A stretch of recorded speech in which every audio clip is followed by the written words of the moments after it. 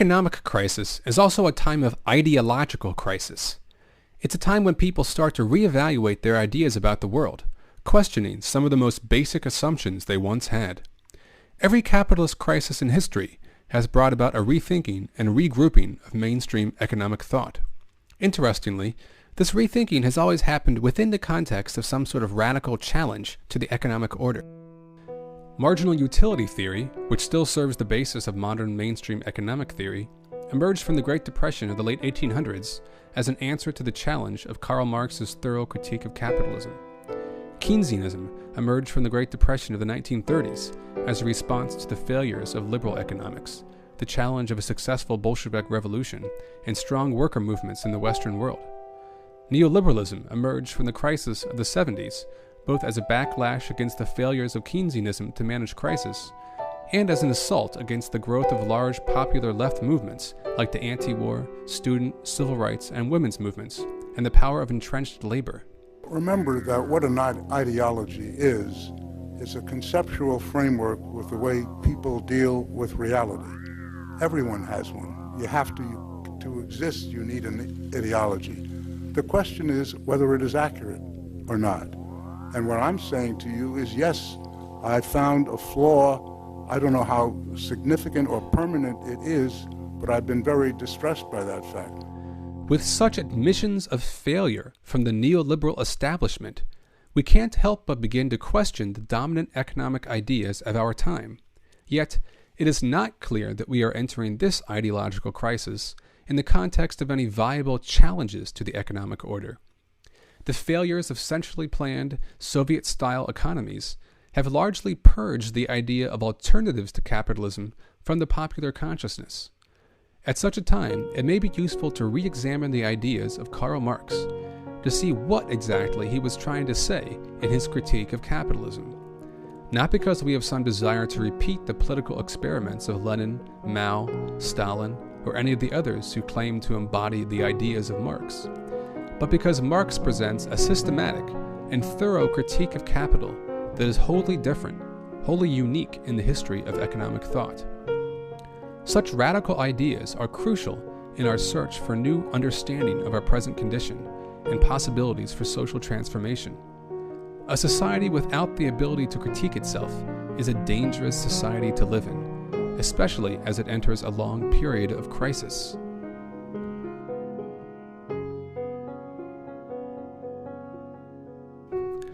There is a crucial difference between all the great bourgeois economists and Marx.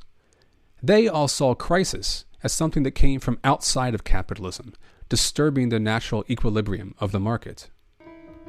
Confronted with the reality that capitalism is prone to inequality, exploitation, and crisis, that is, when it becomes apparent that there is a discontinuity between their theories and reality, bourgeois economists always blame reality for not conforming to their models.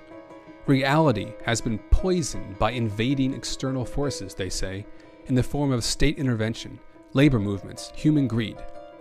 We see this same reactionary approach today in rising right-wing populism, which blames the invasive influence of foreigners, left intellectuals, homosexuals, non-Christians, and black presidents for the problems of society. Marx takes the opposite approach. He sees the social antagonisms of capitalism as internal to the system. These social antagonisms are so basic to the system that they drag all other parts of society into their gravitational field. Bourgeois economists have always seen the market as a realm of great freedom and equality. The fact that there is so much inequality, crisis, and unfulfilled freedom in market societies is seen as an imperfection in reality, not their theory. Contrary to what some people think, Marx does not start with an analysis of these social bads and then proceed to a critique of market relations. Marx doesn't begin by talking about monopoly, poverty, exploitation, or state violence. He begins with this same realm of market freedom that his bourgeois critics are so enamored with, and then shows how all of these social antagonisms spring out of this basic productive relation. For Marx, it all starts with the fact that capitalist production is production for market exchange. This basic form of production takes on law-like properties that he calls the law of value. What did Marx find so interesting about capitalist societies? It wasn't just the freedom to buy or sell anything you wanted. It was the fact that in order to participate in the social life of a market society, one has to buy and sell things. In order to survive, in order to participate in society, one has to enter the market to buy things and to sell the products of their own labor. This is a distinctly different organization of society than previous societies, where working people largely supported themselves with their own labor. That is, they labored to make things for their own use. In a capitalist society, people don't make things that have any use for themselves at all. They produce things in order to exchange them. Thus, the coordination of the social labor process happens indirectly through exchange. In a society of private producers, coordinated indirectly through the market, the social relations between these people take the form of relations between things, of commodity relations. The relations between people become value relations expressed in commodity prices. Economically, people can only relate to each other through money prices, through value. This world of commodity relations takes an independent form outside of the control of individuals that acts back upon and directs the flow of human affairs. Adam Smith called it the hidden hand of the market. Marx calls it the law of value. What is the law of value? It is the impersonal blind forces of the economy exerting their influence upon society. It is unique to a society in which the dominant form of labor is production for market exchange. The relations between people become value relations between commodities, and these value relations become impersonal forces which have unexpected consequences for society. For instance, we get capital. People have always used tools and other resources in their labor. These are called means of production. In a capitalist economy, means of production become capital. Tools, machines, materials, and even workers are all commodities with values. This makes it possible to buy means of production in the market and to sell the products of those means of production for a profit.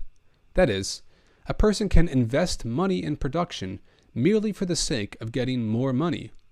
The pursuit of value as an end in itself becomes the dominating force in society. This is what capital is, the expansion of value for its own sake, regardless of the social cost. Capital takes the form of a class that owns the means of production, and another that must produce the profit for capital. Capital is inherently asymmetrical, great poles of wealth and poverty spreading out from it in geographical and economic space. Capital is also self-negating. Although it represents an impersonal force above society dominating the worker, it also relies on the worker to create profit for it. There is a social antagonism at its root. This social antagonism leads to periodic crisis and constant instability. All of these radical implications, and many more, are part of Marx's theory of value.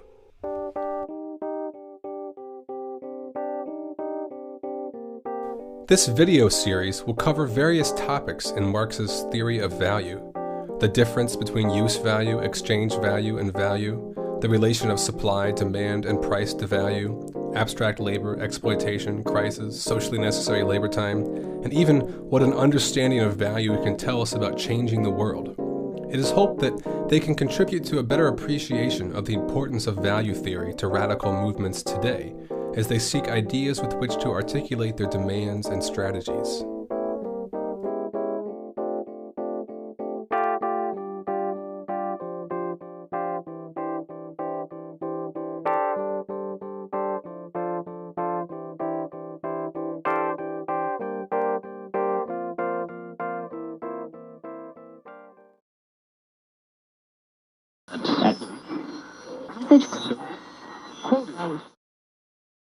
Many people, supporters and opponents of Marx, think that they already know all there is to know about Marx's theory of value.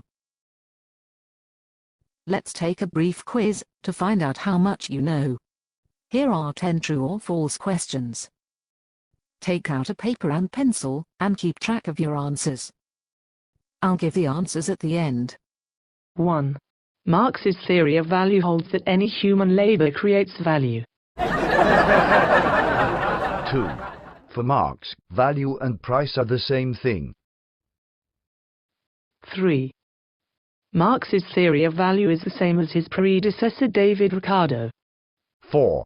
Marx didn't believe the forces of supply and demand were relevant to explaining value. 5. Marx's theory of value is a theory of what workers should get paid.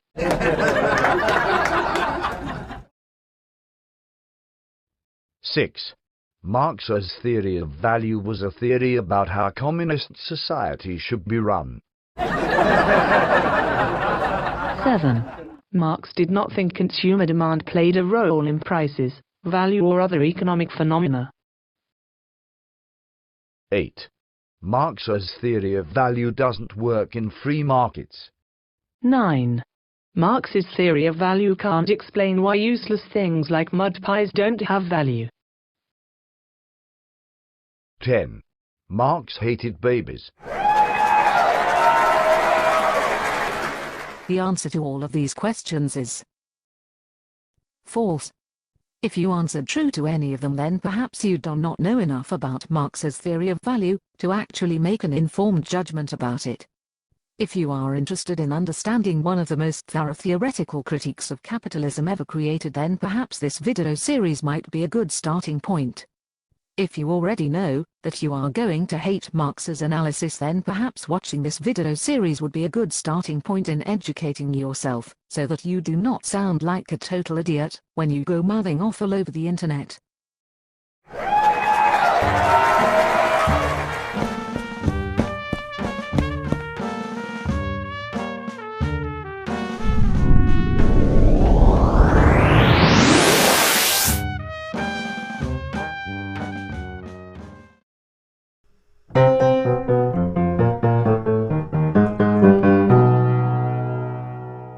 The internet has given us access to more information than any generation before us. It has allowed for a great leveling of access to information, allowing everyone to contribute to the sharing of information. But this hasn't necessarily made our culture better informed, more intelligent, or better at critical thinking. In our rush for instant information, we are losing our ability to properly contextualize information, to synthesize ideas, and to discern what sources of information we can trust. Let's face it, in our consumer culture, we are conditioned to want instant gratification for no effort. We want easy answers that don't require any personal sacrifice. You can't learn everything you need to know about capitalism from a YouTube video. On the internet, any fool can and will explain their inarticulate and half-formed personal theories into a webcam. Barack Obama is a socialist. The guy is a freaking socialist. Liberal, Democrat, these are just different words for socialist these days, okay? When Barack Obama These videos are not like that. They don't represent my ideas at all. I'm trying, to the best of my ability, to explain a complex body of intellectual work that spans a long history of debates as people grappled with these ideas. By acquainting ourselves with the history of ideas, we can make sure that we don't repeat the mistakes of the past, and that we are aware of the implications of our arguments. But a video or a blog cannot substitute for the real thing. I'm dealing with complex, difficult ideas, and I'm not perfect. I may make mistakes. I may leave things out. If you really want to understand Marx, you must go to the source. We should also be aware of the ability of video to manipulate us on an emotional level. Images, tone of voice, and background music can all be helpful in helping us understand things, but they can also evoke emotional responses that are not necessarily rational. We should be aware of the way media affects our understanding of material and not let this get in the way of rational intellectual thinking. There is already enough of a shortage of rational thinking in our society. There are also a lot of ideas in each of these videos. One viewing may not be sufficient to absorb everything. That's why I post the full text on my blog. The blog sometimes also contains tangents and side arguments that were cut from the video, as well as references and suggestions for future reading. I hope that the references on my blog might be a good starting point for people who are interested in learning more. As we move through these different topics in the law of value, our understanding of the law of value will deepen. At the end of each video, there is a summary of the new layer of meaning we have added to the law of value. It would be wise to keep returning to this basic question as we progress through these videos. What happens when the relations between working people take the form of value relations between commodities?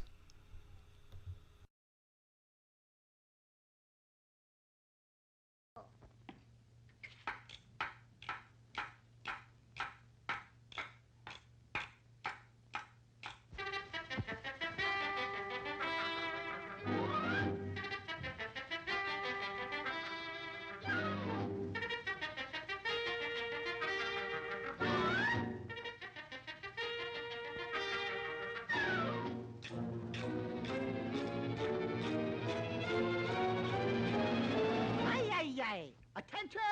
Forward! March! There are a lot of people that are really powerful in the world. Presidents, CEOs, bankers, leaders of movements. But there is an object, a thing, that is more powerful than any of them. This object is money. Money is really powerful. It makes people, societies, and countries do all sorts of things. The pursuit of money as an end in itself occupies many people's lives and is the driving force of economic growth. And all over society, money acts as a symbol of status, prestige, and social power. The funny thing about money is that it is just an object. Nowadays, it's not even a valuable object like gold. It's just pieces of paper or digits on a computer screen. It has all this power and influence, yet it needs no will, weapons, or words. This phenomena, where objects have social power, in which things act as if they have a will of their own, is what Marx sought to unravel with this notion of the fetishism of commodities.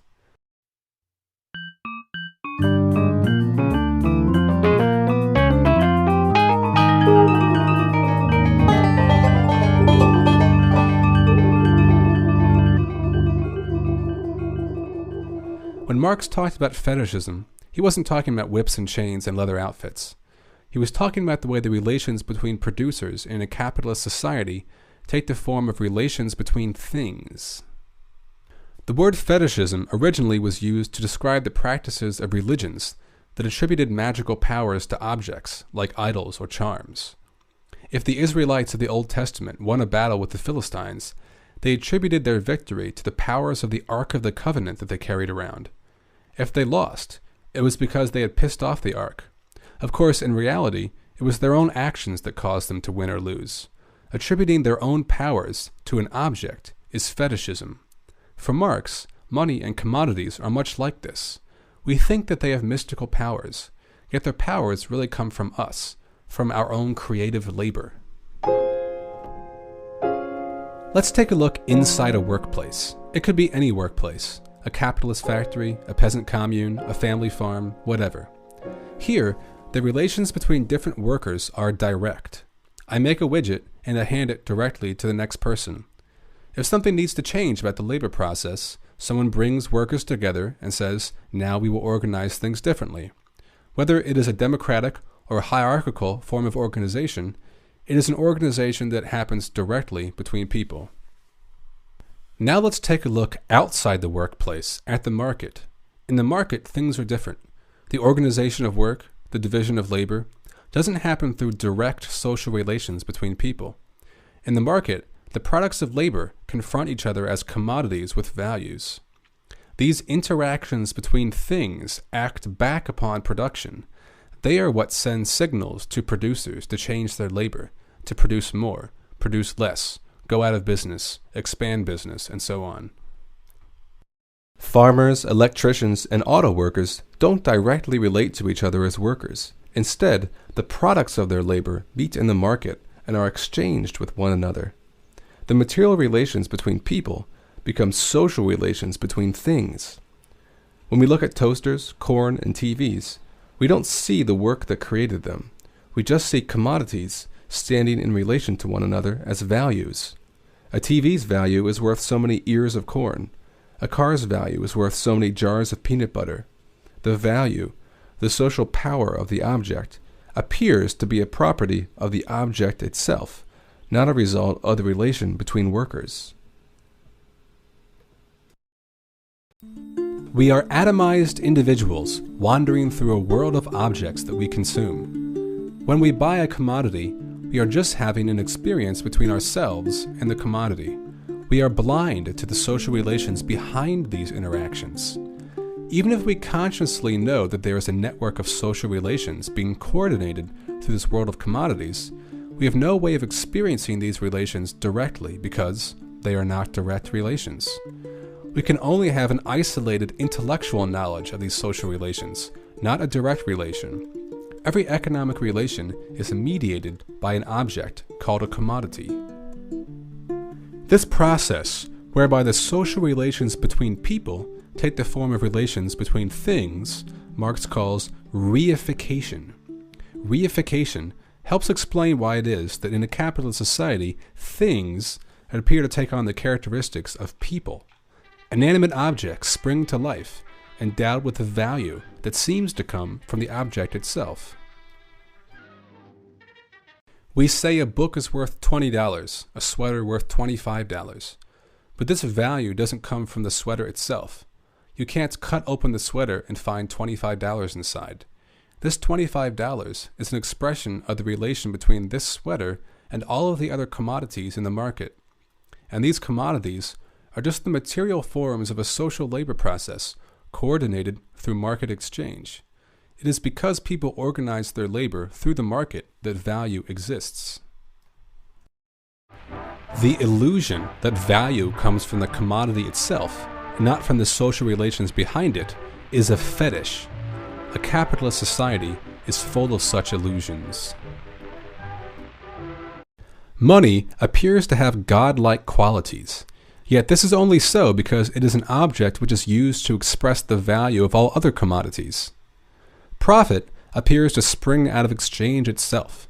Yet Marx worked hard to explain how profit actually originates in production, through the unequal relations between capital and labor in the workplace. Rent appears to grow out of the soil, yet Marx was adamant that rent actually comes from the appropriation of value created by labor. We see these fetishistic ideas in modern-day mainstream economic theory, in the idea that value comes from the subjective experience between a consumer and a commodity, and that capital creates value by itself. Yet the theory of commodity fetishism isn't just a theory of illusion. It's not that the entire world is an illusion, reality existing somewhere far below the surface, always out of sight. The illusion is real. Commodities really do have value. Money really does have social power. Individual people really are powerless, and material structures really do have social power. There is not a real world of production existing below the surface in which the relations between producers are direct. Relations between people are only indirect, only coordinated through the mystifying world of commodities. The theory of commodity fetishism is central to Marx's theory of value, and it's one of the things that sharply distinguishes him from his predecessors. Adam Smith and David Ricardo both held that prices were explained by labor time. But Marx's value theory is much more than a theory of price. It's a theory of the way the social relations between people take on material forms that then act back upon and shape these social relations. Labor takes the form of value embodied in commodities. Money price becomes the universal expression of this value. The pursuit of money as an end in itself dominates society. Means of production become capital. Money, commodities, and capital, as representatives of social value, become independent forces in their own right, out of the control of society. The law of value is the law of these forces. Attempts to exert some control over these forces, through monopoly or the state, always become enmeshed in the social antagonisms of value.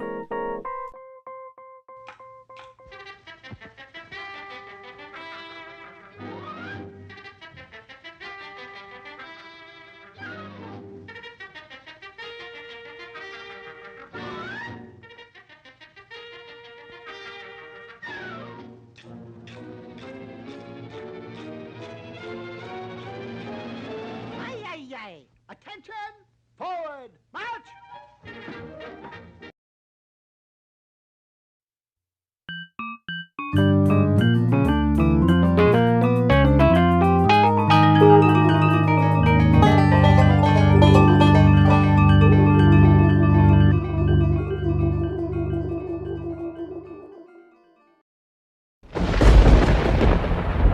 A specter haunts the face of Marxist theory, the specter of the mud pie argument. It was this central conundrum that Marx devoted his momentous work, Das Mud Pie. It has since haunted Marxist theorists of all persuasions. How can Marxist theorists go on in light of this devastating theoretical problem? If you spend any time reading about Marx's theory of value on the internet, you will probably come across some version of this asinine excuse for a critique called the mud pie argument. The basic style of the mud pie argument is similar to many advanced by those who know nothing about Marx's theory of value. One constructs a ridiculous straw man argument that has nothing to do with Marx, and then proceeds to knock it down with devastating brilliance, moral outrage, and a few clever asides about Stalinism. The mud pie argument goes something like this. Marx claimed that labor is what gives all commodities value. But what if I make a mud pie? This is the product of labor, yet nobody will buy it. It has no value. So take that, Karl Marx. The problem with this argument is that Marx was very clear that labor has to be useful labor to create value. Yet he didn't think that it was this usefulness that creates value. Labor has been doing useful things for millennia. All societies are made up of useful labor. Marx calls this useful labor that makes up a society social labor. The organization of this social labor differs from society to society. In a capitalist society, this social labor is organized through commodity exchange. The products of labor are assigned market values, and the fluctuations of these values coordinate the social labor process. This is a way of organizing social labor unique to capitalism, and it has all sorts of unique properties that other forms of social labor don't have. The usefulness of labor is not what is specific to capitalism. Value is. Hence, usefulness is not what Marx is interested in talking about. Value is. In video 4, we will look at why usefulness can't explain the amount of value a commodity has. For now, we will look at this more fundamental question. What does it mean for useful labor to take the form of commodity exchanges? The key difference between humans and animals for Marx is in the way they create their own worlds. Humans aren't slaves to their own evolutionary destiny, repeating the same patterns of survival over and over for millennium.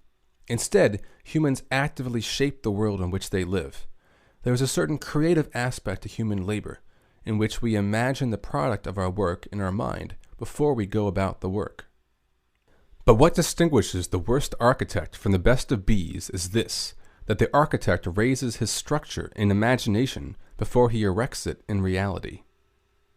This world which we create forms the structure of our lived experience. We live in, wear, eat, and think about the products of our own creation. The structure of our social relations, from the way we relate in cultural and family groups, to the organization of production, to ideas about the world we live in, constitute a created universe powered by the creative power of human labor. Yet this world of our creation also acts back upon us. It structures both our desires and our means of attaining these desires. In much mainstream economic thinking, human desires and the means of attaining them are treated as universal, timeless things.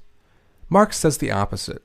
What we desire and how we go about getting the things we desire changes as the organization of our society changes.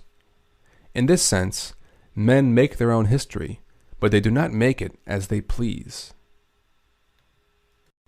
In different times and different places, this organization of human activity has been radically different.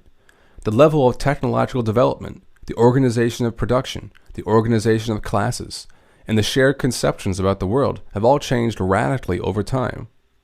It is the organization of these different modes of production and the way the organization of production affects the other aspects of society that was of interest to Marx. In essence, Marx is asking what this organization of production can tell us about a society.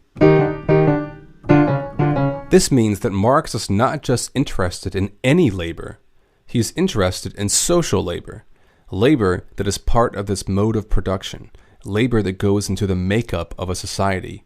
Useless labor, like the labor of a mud pie maker, is not social labor.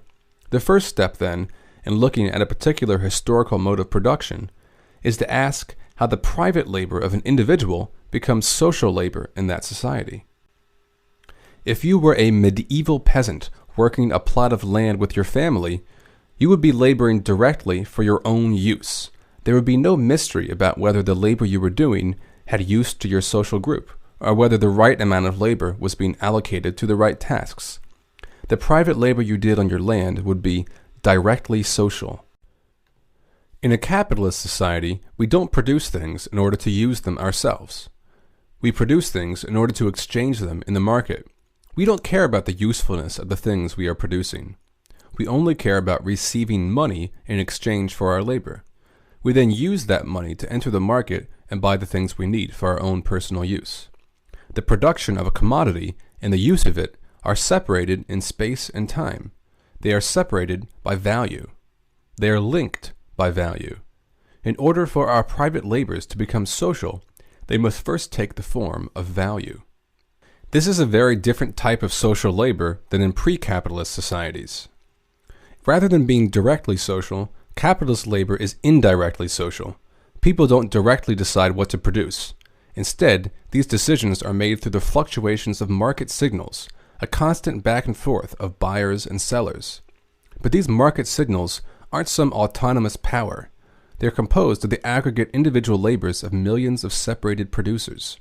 This separation of production and consumption means that our labor has both an individual value and a social value. The individual value is the amount of work that actually goes into making something. The social value is the actual amount of value the commodity sells for when it enters the market.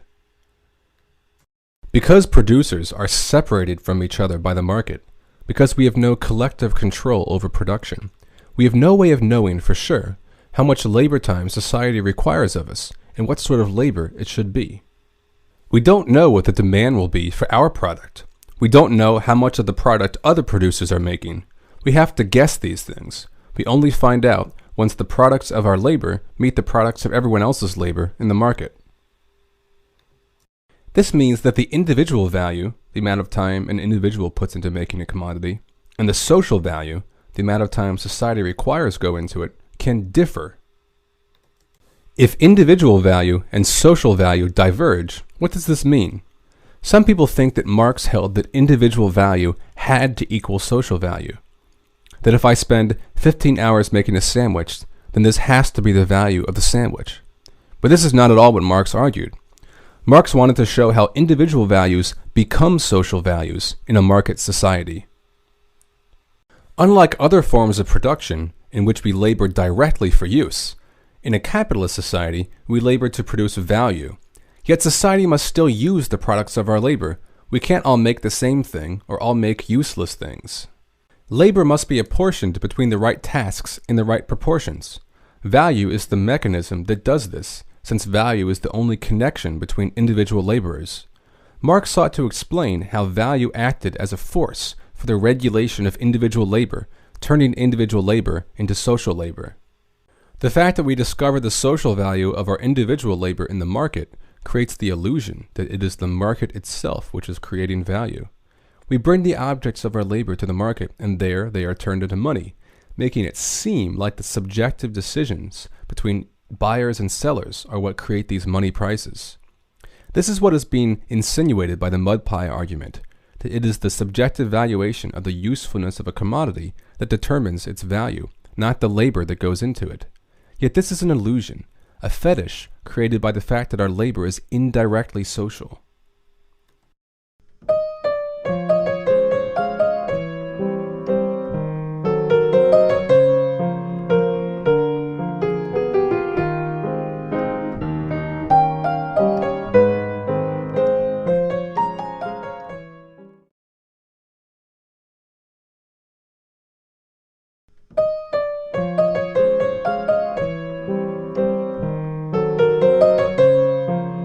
Yet, contrary to what some vulgar economists want you to believe, individuals are not free to buy and sell commodities at any price they want.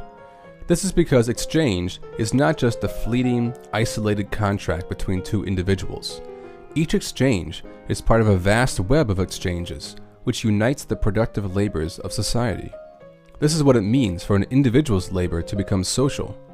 When this happens, society acts back upon the individual, disciplining their labor to make sure that they are doing socially useful labor at something near average productivity.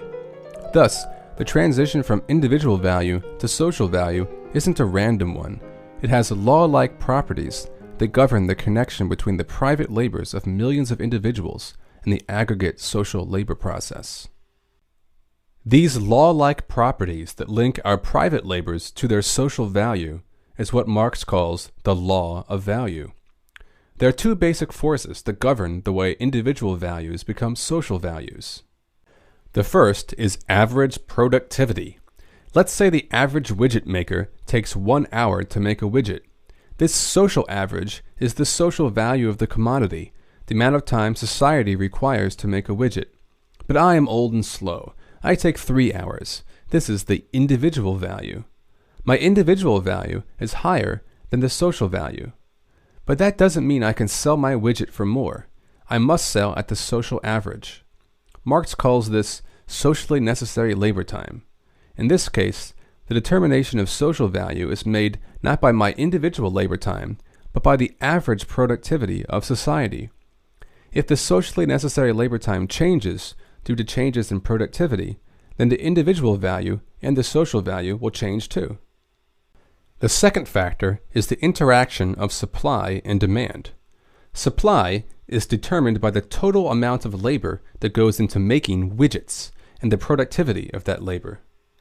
But when we go to the widget factory, we do not know how much labor as a whole society is devoting to making widgets. There could be 1 million other people making widgets or only a few.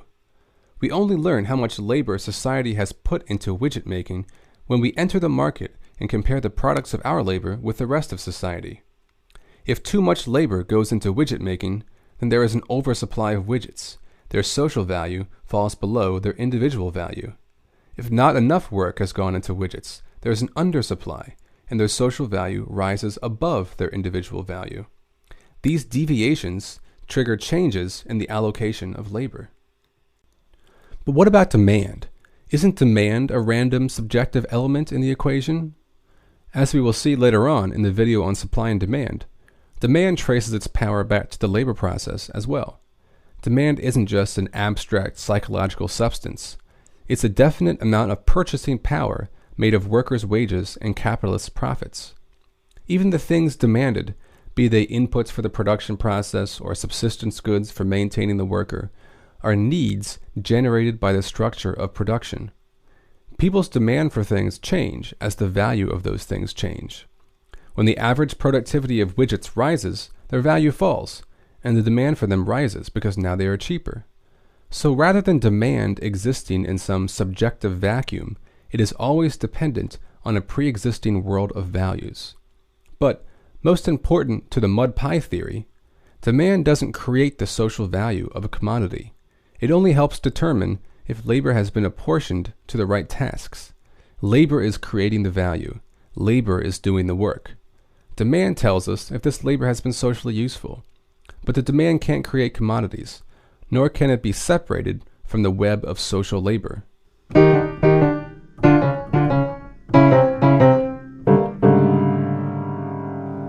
You might notice that when you go to the grocery store, there isn't a mud pie aisle filled with unsold mud pies.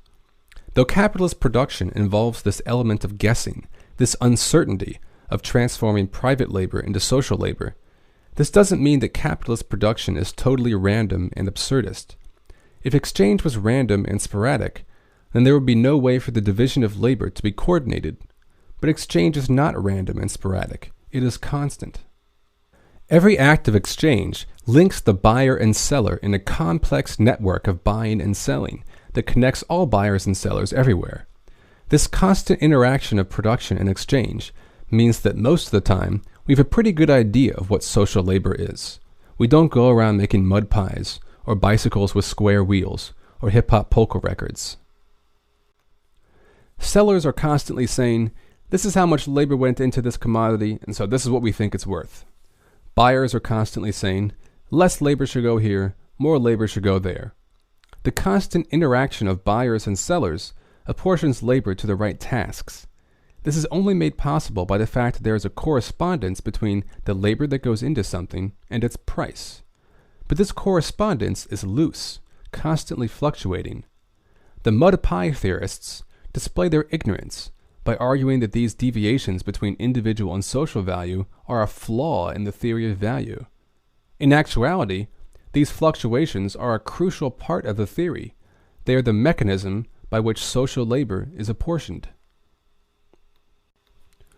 Underlying these fluctuations of demand and supply lies a more basic observation about a society organized through the law of value. We only have so much time as a society to devote to the production of our needs. If we are to have food, houses, clothes, DVDs, and beer, we are going to have to devote work to these things. Some things take a lot more labor to produce than others. They cost society more in terms of its expenditure of the total social labor. In a market society, this cost isn't decided by a committee. It's decided by prices in the market.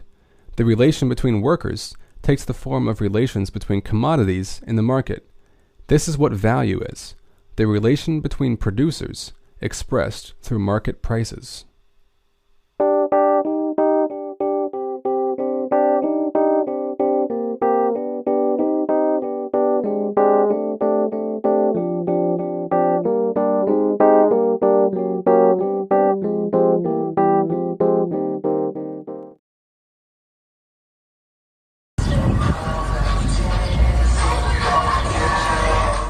This is one of many abandoned houses in my neighborhood.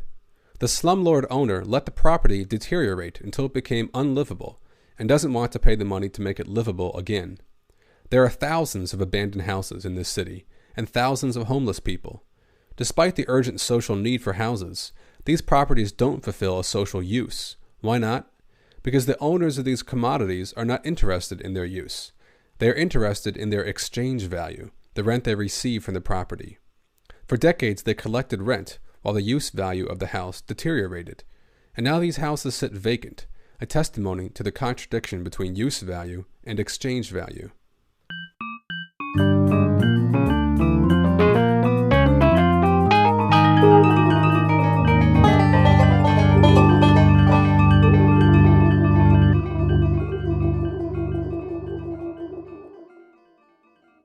This is not a contradiction restricted to housing.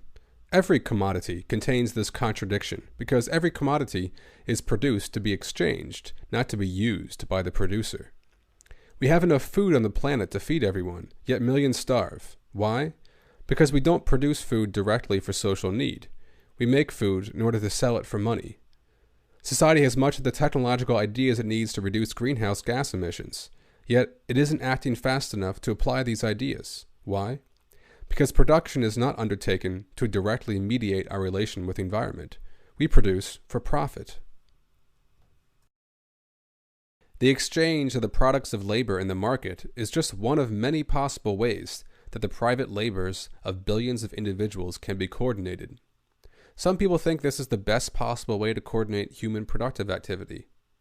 Marx saw that, despite all the dynamism and technological wizardry of capitalism, there were fundamental social antagonisms at the heart of this means of coordination.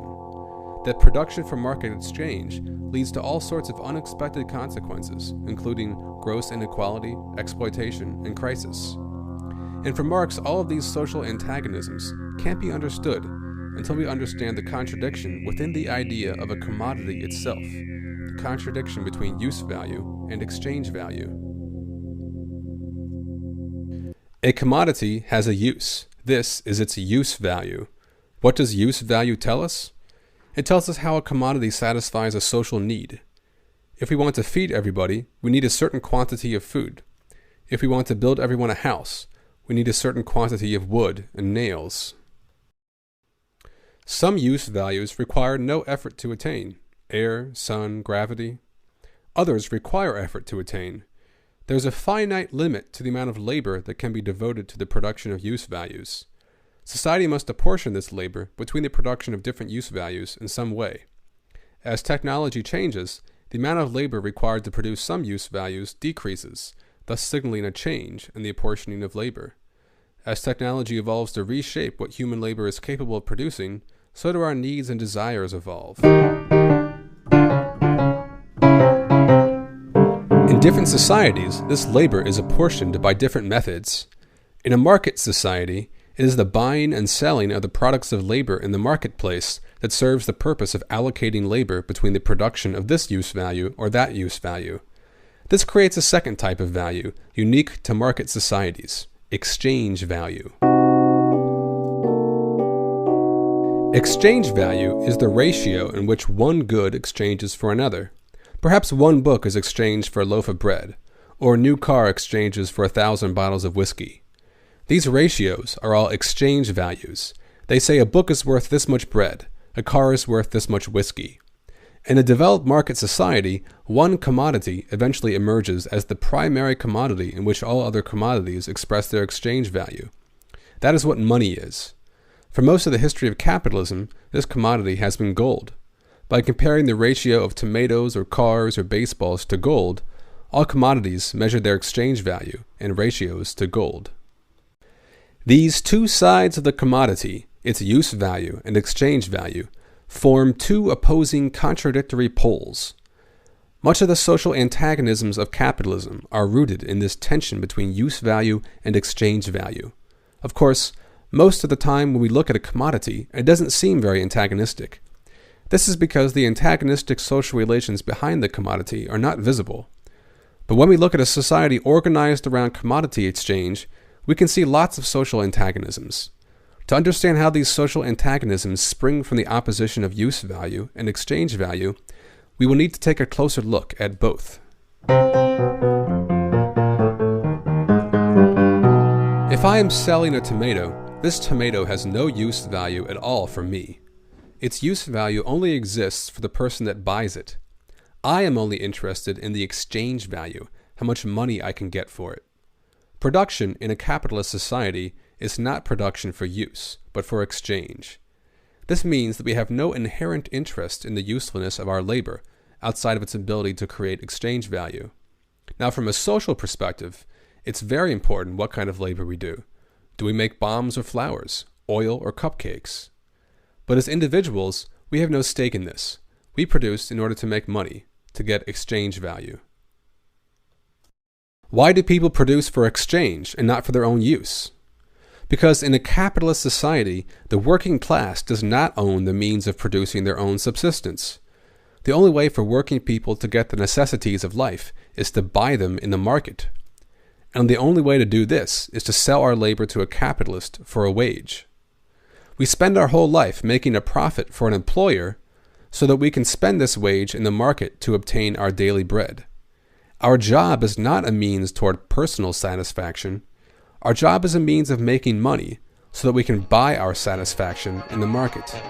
Newport tastes fresher, tastes better too. Newport tastes fresher, tastes better too. Bourgeois subjective value theory talks about a double inequality of exchange. It says that the only reason exchange happens is that two people value the other person's product more than the product they are giving up. Marx actually goes even further than this. He says that to the seller, the commodity has no use value at all. Not only does this bourgeois theory of double inequality of exchange give the mistaken impression that people produce for their own wants and then sell off the surplus in the market, it also imposes the profit-maximizing logic of the capitalist onto the consumer. By claiming that consumers make a subjective profit from exchange, it transposes the real, objective profit of a capitalist who pays his workers one sum of money and sells the products of their labor for a greater sum of money onto a completely intangible and unquantifiable notion of subjective profit. But subjective preferences for commodities can't be measured, divided, added to, or compared in any numerical fashion. By imposing the logic of capital onto consumers, It effectively erases class from the scope of its analysis.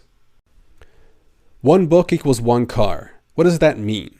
What does it mean to say something is worth so much of something else? Some people think that the usefulness of a commodity can answer this. But uses of things can't be compared. You read books. You drive cars. They are totally unrelated and incomparable uses. Maybe you like books more than cars. Does this mean that books are worth more than cars? What does it mean to say a book is worth so many jars of peanut butter or so many cups of coffee? Clearly, jars of peanut butter or cups of coffee are measuring something. And clearly, any other commodity could be used to measure this something. A book could be worth so many pencils, so many kittens, so many tires. And each of these exchange values would be a different way of measuring the value of the book. But this means that the book has a value independent of the particular commodity that we choose to measure it with. Whether we measure the book's value in beers, beans, or kittens, it stays the same. Yet we can't see this value. We only see the specific exchange ratio of the book as it is exchanged with other commodities. But isn't this what exchange value really is? The comparison of the value of one commodity with the value of another? These exchange values only make sense, only work, because there is something called value that is being measured by them. Exchange value necessarily implies the presence of an underlying value. Marx uses the term intrinsic value. By this, he doesn't mean that value lies buried within the commodity, or that it is magically bestowed upon the commodity, but that it is impossible to compare commodities to each other in the market without a commodity having its own value. But what is this value?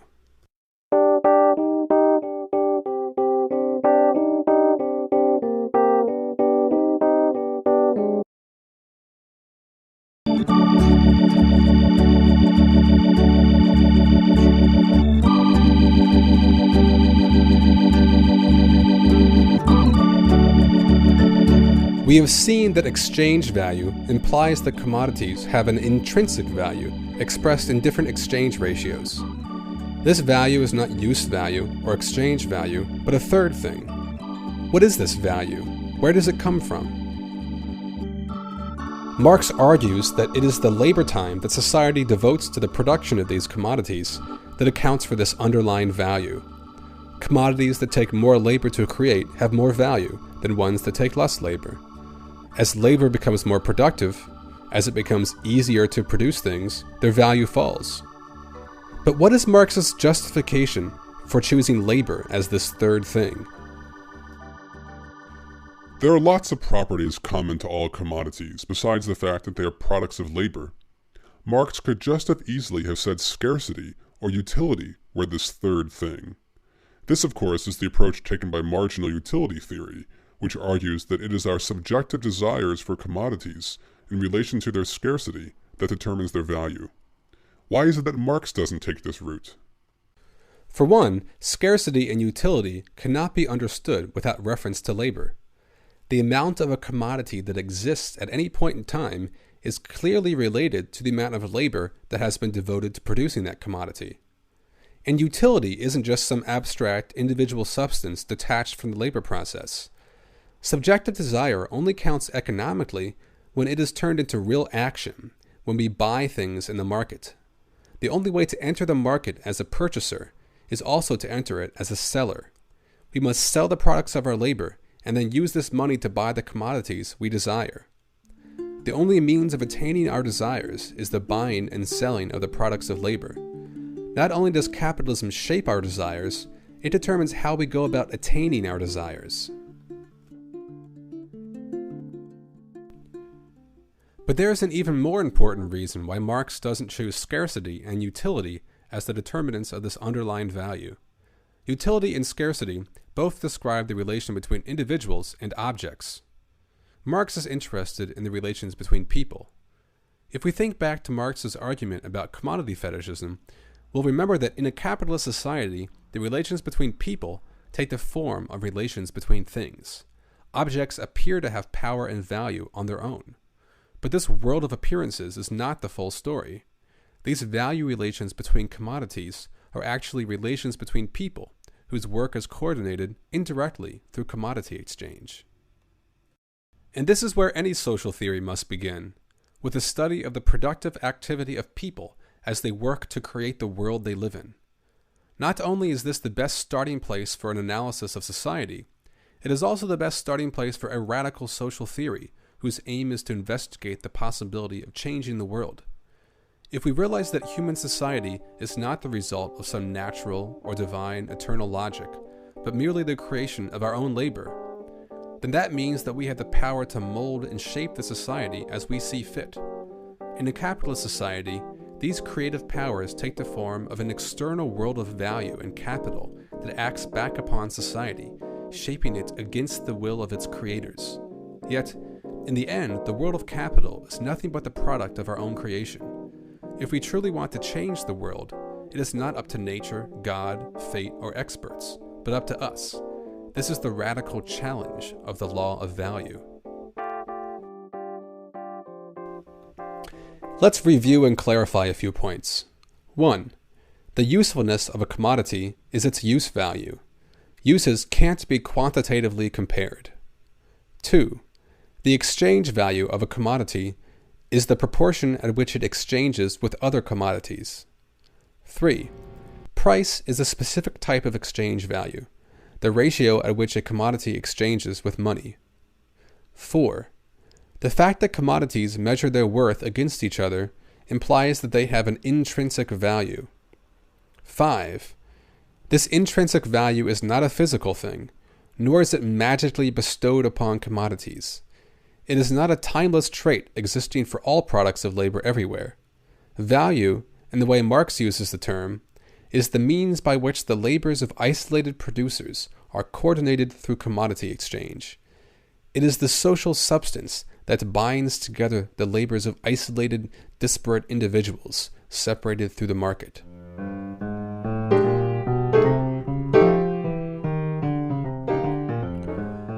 We notice then that value and price are not the same thing. The value of a sandwich may be 1 hour of labor, yet we don't see this 1 hour when we buy a sandwich. All we see is price. Prices are just the exchange value of commodities measured in money. The only way we see value is indirectly through these quantitative relations between commodities. Though value and price are indirectly linked, their connection is still strong. If demand rises suddenly, causing the price of sandwiches to rise, this will trigger an inflow of sandwich-making labor to meet demand. And once supply and demand have balanced, price falls back down to meet value. If the productivity of sandwich making rises, the time it takes to make a sandwich falls, the supply rises, and the price falls.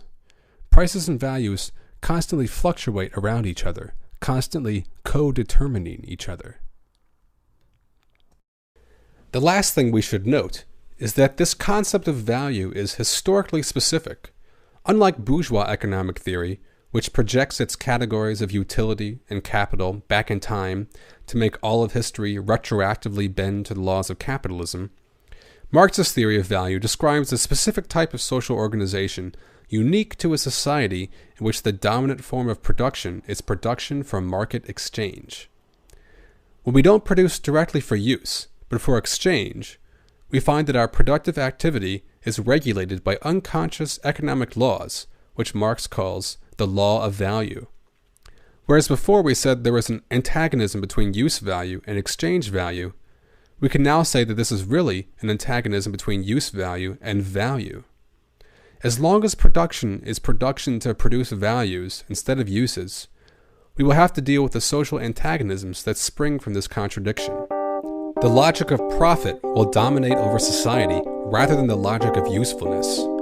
And the nature of work will be to maximize profit at all cost, rather than to maximize the quality of the experience of work or the life of the worker.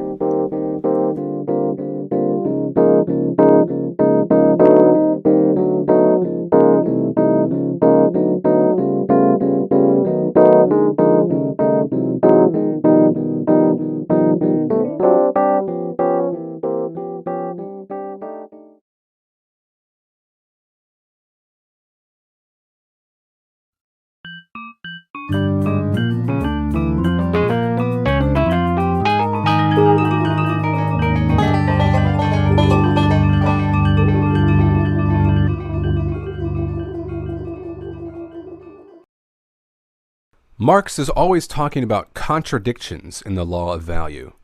But these aren't logical contradictions like round square or military intelligence. They are contradictions inscribed into the very heart of the social relations of a capitalist society. Some prefer to use the word antagonisms. We are all painfully aware that modern society is full of social antagonisms. There's poverty amidst great wealth, overwork alongside massive unemployment, banks taking away homes, gentrification, racial tensions, violence against women, labor struggles, environmental apartheid, police brutality, gang violence, hate groups, massive dislocations of populations, and lots of war. Marx was interested in explaining all of these antagonisms, but he doesn't start his analysis with any of them. Instead, he begins with what at first seems a rather innocuous thing, the commodity. Why? Because the commodity is the most elemental piece of the social relations of capitalism. Let's take a closer look at that pan. The iron ore for that pan came from the Mesabi Range.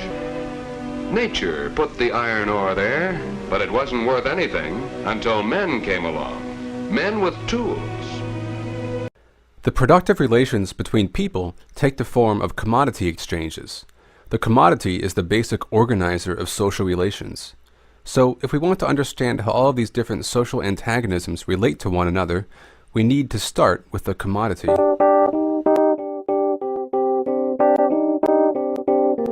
As we've already seen, the commodity contains a contradiction. It has a use value and an exchange value. At first glance, this does not seem all that antagonistic. Yet, as we start to look closer, we see more significant antagonisms emerge. Why is it that people must sell their labor in the market for exchange value, for money? Because they can't produce their own means of subsistence for themselves. This is a distinct aspect of capitalism. In previously existing modes of production, the majority of people had use of some sort of means of production for themselves, which they used to make most of the things they needed. People sometimes bartered for or sold things, but they did so by selling part of the surplus they had created for themselves. Selling off your surplus product is very different than producing exclusively for exchange. Over the course of a very long, violent historical process called primitive accumulation, these means of production were privatized and became the possession of a group of people called capitalists. Whereas before people labored directly for their own use, now they have to enter the market in order to attain their subsistence.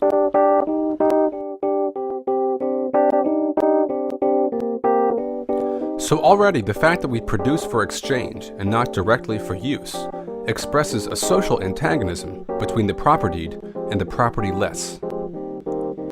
There is an underlying coercion already at work in the free market, and this coercion requires some threat of violence to enforce it, whether it be a state, private military, or hired thugs.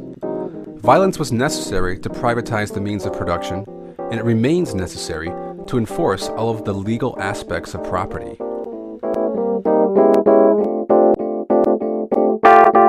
In order for people to buy their subsistence in the market, they have to sell something else. Since the means of production are privately owned, the only thing they have to sell is their labor. But of course, their labor can't really be sold. Instead, we sell our ability to labor, our labor power. We sell a definite amount of working time, whether it is measured in hours, weeks, or years. And this is why value is an expression of labor time. Our own creative working ability, the very thing that makes us human and links us to society, becomes a commodity that we sell to someone else, a commodity called labor power. Labor power, like any other commodity, has a use value and an exchange value. And, you guessed it, there is a contradiction between them. The exchange value is the money paid for our working time, the wage. Wages are set by the cost of our subsistence. They depend on the cost of food, housing, clothes, and transportation. But the use value of our labor power is that it can produce value. These are the two opposing sides of labor power. On one hand, it costs a wage. On the other hand, it produces value. This makes it possible to produce more value than we are paid for. You could be paid $5 an hour, yet produce $20 worth of commodity value an hour. If this happened, you would be exploited. In fact, your rate of exploitation would be 300%. Exploitation is made possible by the contradiction between the use value and exchange value of labor power. Exploitation explains a puzzle about capitalism, the existence of profit. Capitalists start off the day with a sum of money which they invest in production. At the end of the day, they have a quantity of commodities which they sell for more money than their initial investment. It would seem that they have made a profit just by buying and selling things. Yet, profit can't be made through mere buying and selling. This is because buying and selling is a zero-sum game. When we exchange commodities, we are just moving commodities from one place to another. This process does nothing to change the total amount of value in society. Sure, it might be possible to rip someone off, to overcharge someone, to charge a monopoly price. But a win for one person in the market is a loss for another. There could be no aggregate profit just by moving commodities around. Yet profit is something that does exist in the aggregate. The total amount of value in society grows each year through this expansion of value called profit. So we seem to have a puzzle or a contradiction on our hands. On one hand, the market is a realm of equality and symmetry. Market exchange conserves the value of commodities, losses balancing out wins, to create an inherent symmetry. Yet profit is a phenomena where value expands. Profit is asymmetrical. More comes from less. How is this possible? To solve this puzzle, Marx tells us we must look beyond the market into the mysterious realm of production. It is in production where value is expanded through the exploitation of labor. Exploitation does not break any of the rules of market exchange because it doesn't happen in exchange. Labor power is bought at its value. The products of that labor are sold at their value. No profit has been made through these exchanges. The profit is not from the market at all, but from the labor process.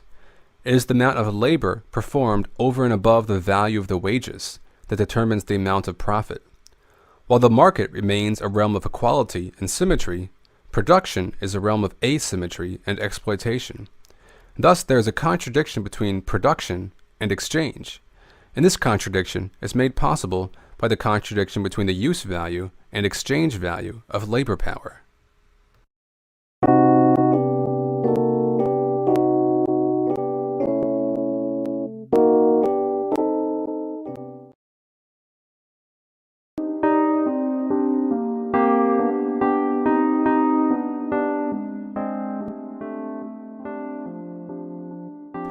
This antagonism between the use value and exchange value of labor power expresses a social antagonism between capitalists and workers.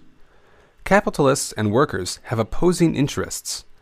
Workers want their means of subsistence, housing, food, clothes, beer. They want use values.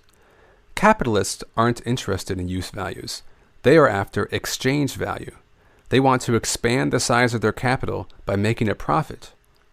In order for either class to get what they want, they need the other. The workers must sell themselves for a wage in order to survive. The capitalist must hire workers in order to exploit them for profits. Yet despite this codependence, their interests are entirely antagonistic. The more the workers are paid in wages, the less profit the capitalist makes. The more profit the capitalist makes, the more impoverished the working class.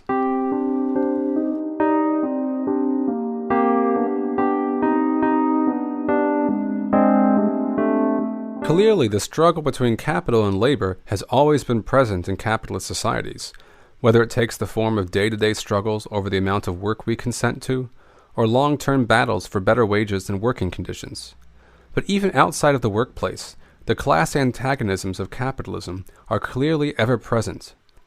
The distribution of the value created by the working class into wages, profits, rent, interest, and taxes has everything to do with the standard of living we are able to enjoy, the kinds of neighborhoods we live in, the type of life chances we have, and the quality of our lives.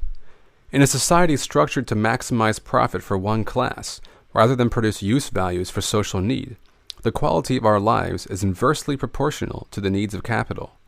In the past 30 years, As neoliberalism broke down barriers to the free flow of capital, massive sums of wealth have been consolidated into the hands of a smaller and smaller class of uber-capitalists, while the standard of living for the rest of the world has steadily worsened. Society has enough food, housing, and technology that the entire world's population could work a lot less and still have all of the basic amenities of life. And these lives would probably be more fulfilling if we didn't spend our whole life working for someone else. But we don't have such a society because our labor is not aimed at creating use values for society, but at creating profit for capital. The constant revolutions in technology and productivity are not aimed at making work easier or improving the quality of our lives, but in creating more profit by submitting labor to greater control. Thus, the workplace becomes increasingly dominated by machines, assembly lines, and computers, all designed to discipline labor to its task of creating more value.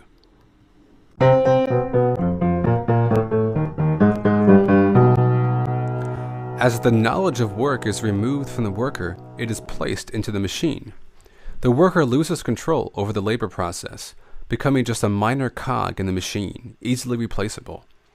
Another contradiction is revealed, that between the conception and execution of work. Our own knowledge of the labor process is taken away from us and placed in a machine which dominates us, reducing our work to a job, the carrying out of routine tasks with no meaning to us except that they are means to a wage.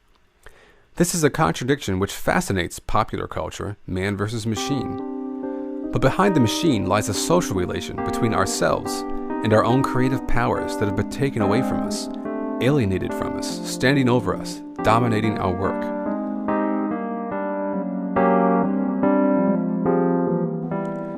And with this steady accumulation of capital in the form of machines comes another contradiction, this one between the capital invested in dead labor like machines and raw materials, and the capital invested in living labor.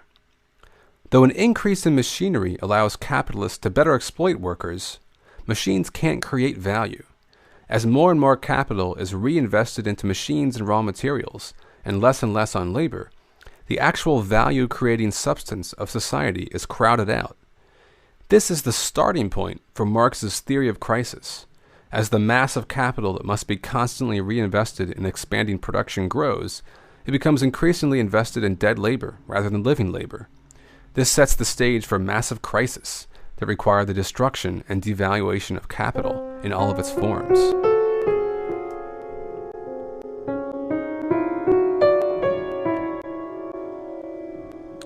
All of Marx's model of a capitalist society is derived from his basic starting point, the analysis of the commodity.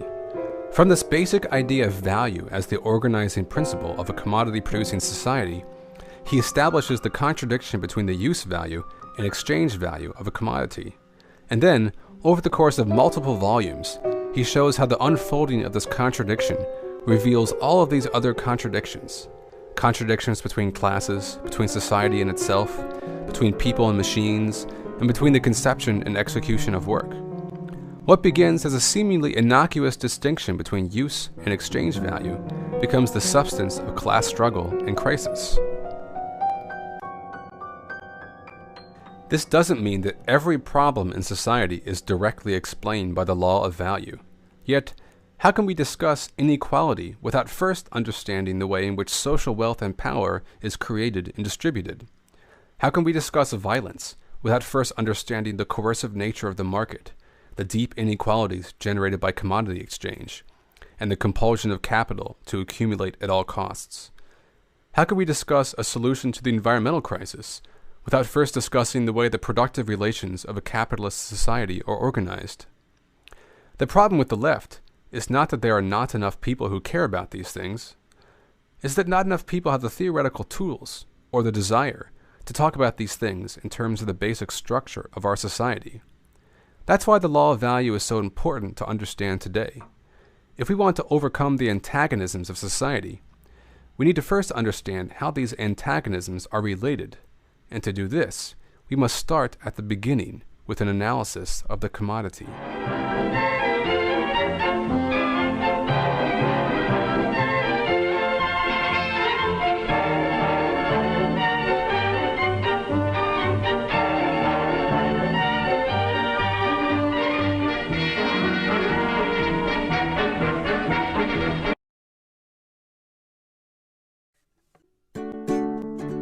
Alone on his tropical island, Robinson Crusoe can take as long as he wants to build a cabin for himself. It's up to him. We don't have that luxury when we produce for market exchange.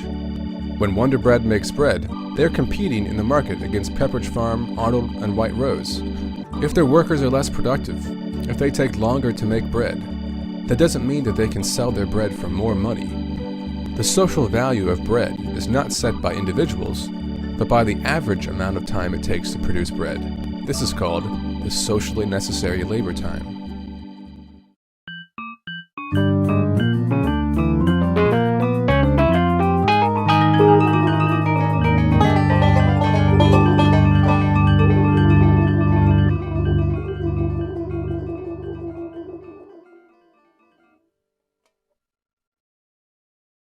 In neoclassical economic theory, there are all sorts of concepts that, though mathematically elegant on paper, have very little descriptive power in the real world.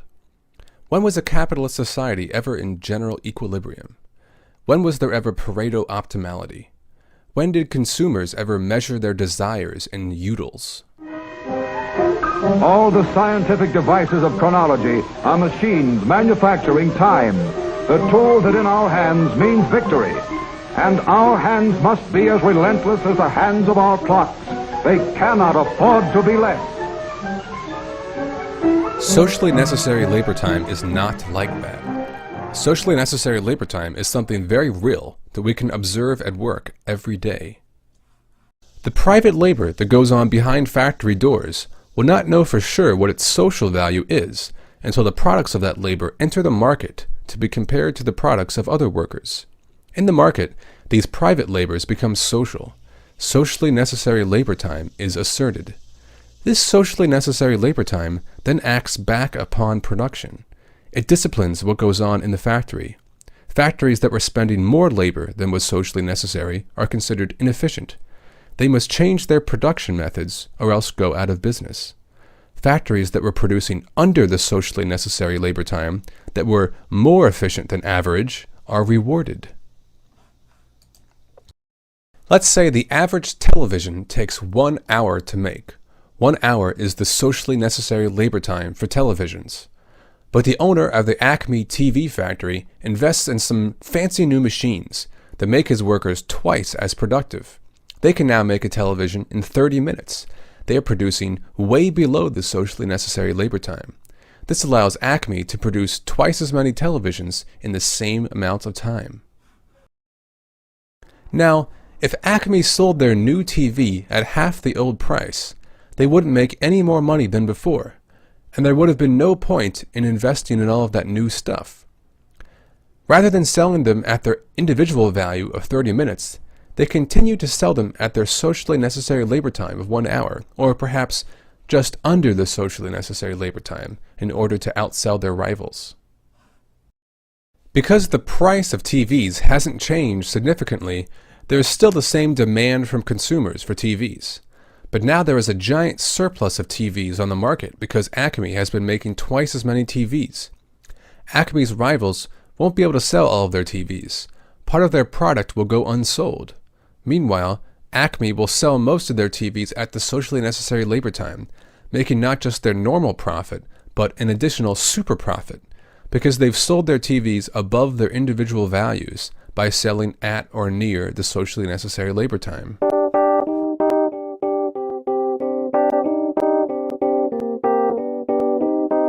Profit comes from exploiting workers.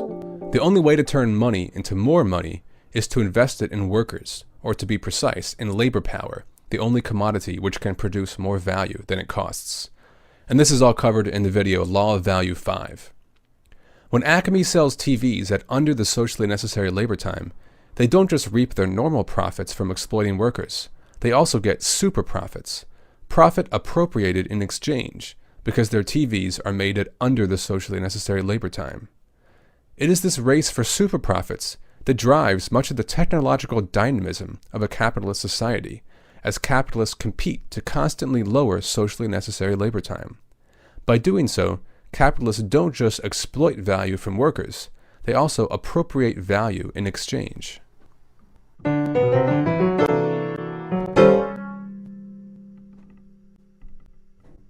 A superficial look at the Acme TV factory might give one the impression that Acme is making more profit because they are creating more value.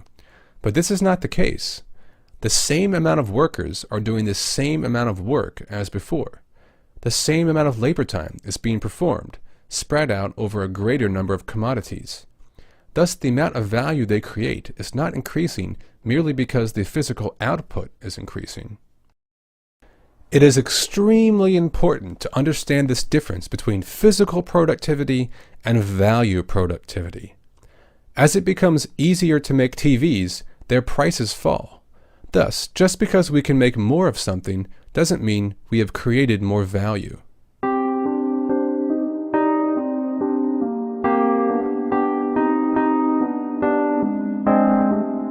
If other firms were to adopt technology similar to Acme's, we would see the socially necessary labor time of TVs fall to half of its former value, and Acme's super profits would disappear. What does it mean to say that Acme makes a super profit by appropriating value in exchange? If you trade one commodity for another of greater value, then you have appropriated value in exchange. There are lots of ways this might happen. One of these ways of appropriating value is to produce a product at less than the socially necessary labor time, but sell it at the socially necessary labor time. Thus, we get back more in exchange than we put into exchange. But where does this appropriated value come from? At first glance, it appears to come from the consumers that buy the commodities. But these consumers are buying a commodity at its value, at the socially necessary labor time. They are not losing value in exchange. They buy a TV for $60 and they get a TV worth $60. The people that do lose value are all of those other capitalists who are still producing at the socially necessary labor time. They are not able to sell all of their product. They lose out. Acme is able to lure more customers away from them. Exchange is a zero-sum game. Whenever one person wins, another must lose. There are only so many people willing to buy TVs at the socially necessary labor time. When Acme appropriates value in exchange, this doesn't mean that they are stealing money from the coffers of their competitors. It means that they are filching away sales from their rivals. More value comes to Acme than it actually created. Less goes to its rivals.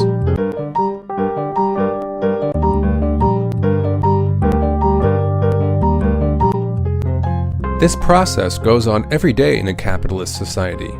We have an obsession with time and efficiency. Everything from the working day to the motions of workers are timed and rationalized. From the moment the alarm clock rings, you are checking train schedules, punching time cards, and working as efficiently as possible. We even treat our downtime as a period in which to maximize recreation and relaxation. There's an entire field of industrial engineering which is devoted to decreasing socially necessary labor time in society. And some of the most influential minds of the last century have been people like Henry Ford and Frederick Taylor, who made substantial contributions to the reduction of socially necessary labor time, all in the quest for a super profit.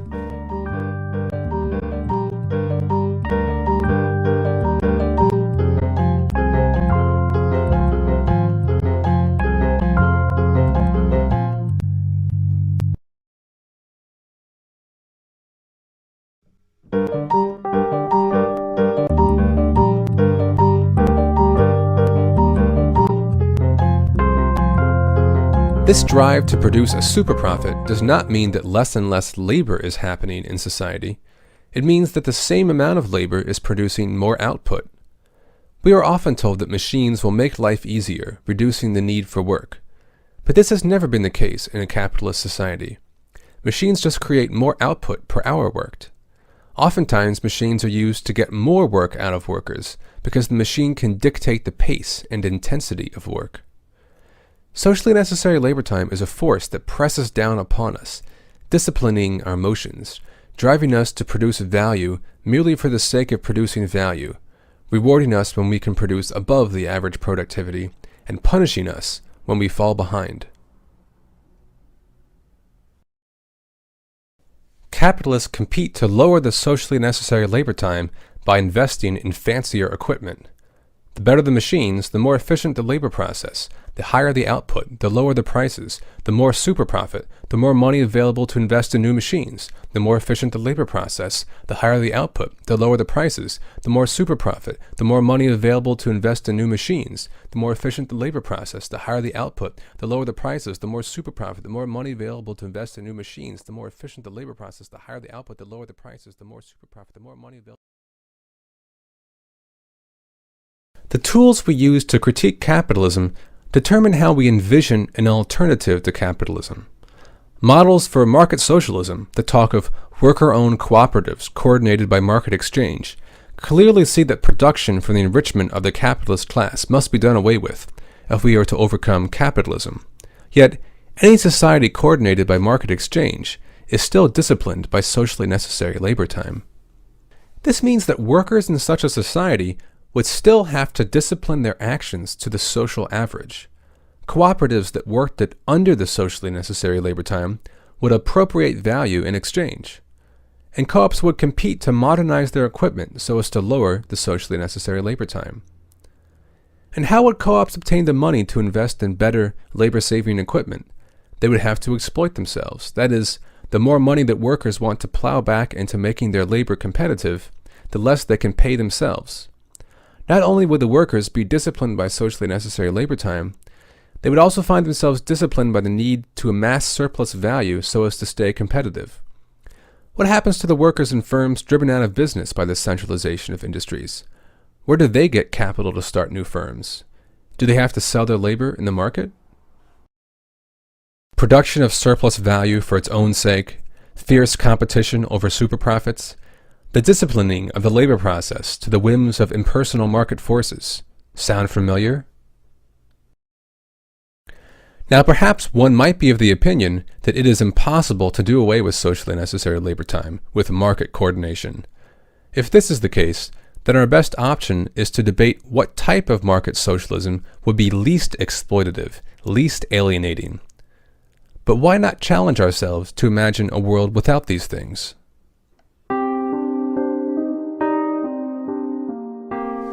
A world without what? This seems to be the big question whenever we critique capitalism. Surely labor will always take time, and we must always have a way of coordinating labor to produce all the goods society needs. And surely this labor must not just produce immediate goods, but also surplus goods, as well as invest in long-term projects like infrastructure and machines that will make work better in the future.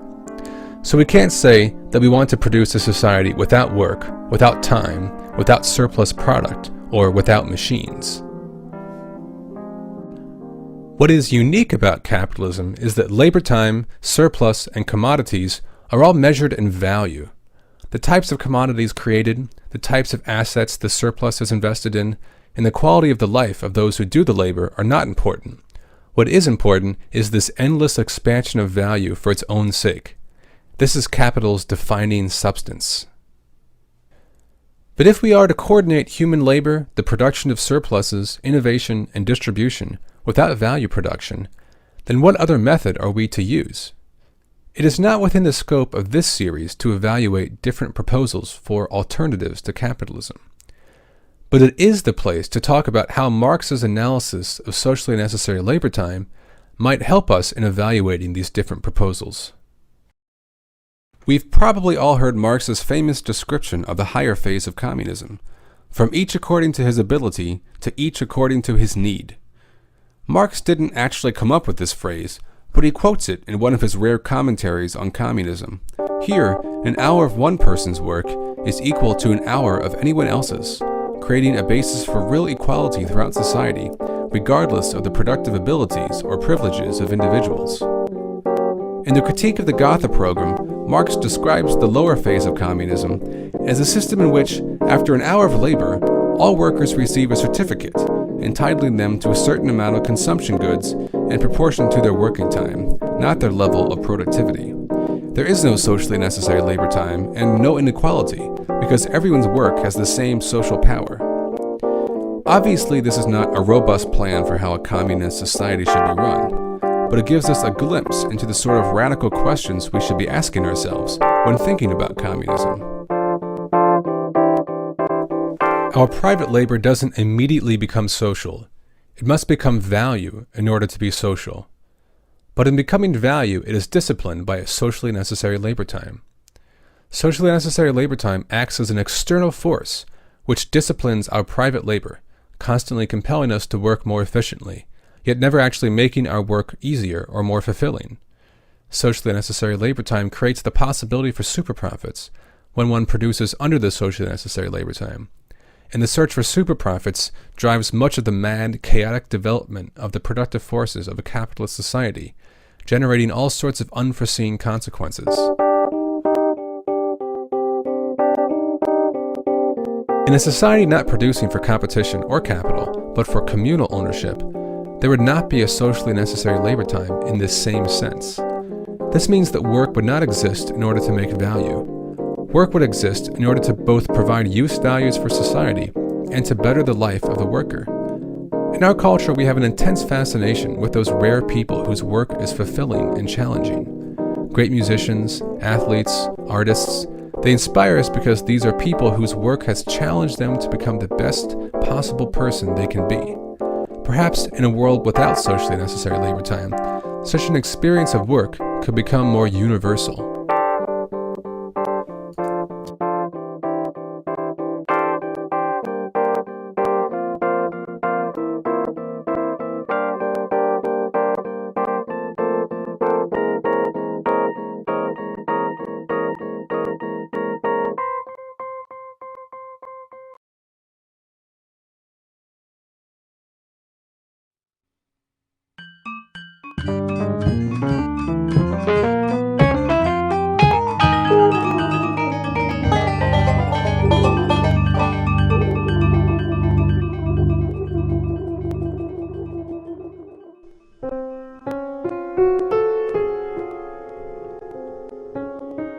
We get into trouble anytime we try to understand something in isolation.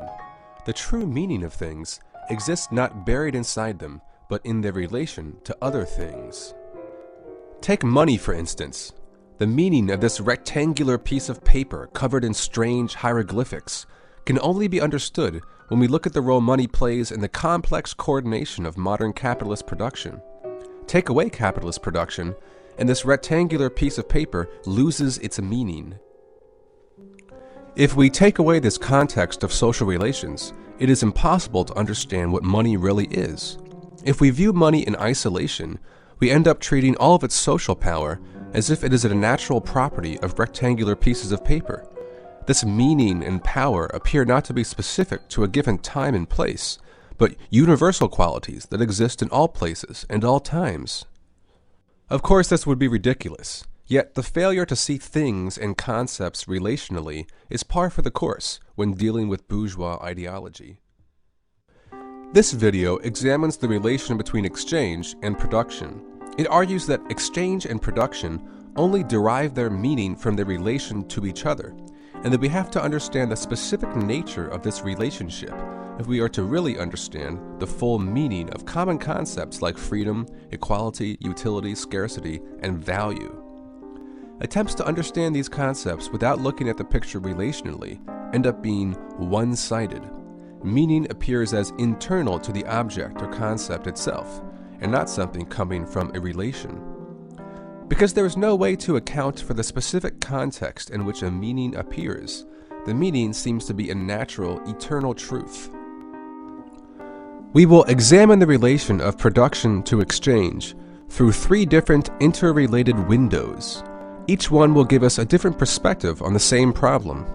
The first will be freedom and equality, the second scarcity and utility, and the third value. Thank you so much. Let me ask you first, California, don't you just love your freedom as an American? Where do the notions of individual freedom and equality so deeply ingrained in our modern consciousness come from? They come from the realm of exchange. Here in the world of buying and selling, all individuals are free to buy and sell their labor and the products of this labor as they choose. Nobody forces anyone to buy or sell anything to anyone else. The path of an individual's life appears as a series of free choices, and with this comes the notion of personal responsibility. People appear only to have themselves to blame for their personal state of affairs. This freedom to buy and sell presupposes the legal relations of individuals to own property. Thus, individuals have legal rights, the same rights for everybody, establishing a basis of legal equality for all. This generates a notion of freedom and equality in general. We talk of the inalienable rights of the individual, of human rights, of individual freedom. These are seen as universal properties of humans, and market exchange is seen as the natural expression of these properties. Already, we have clues that there may be something one-sided about our analysis. It appears that the individual has been assigned universal traits, traits that are not due to a specific set of social relations it falls within, but due to its basic nature.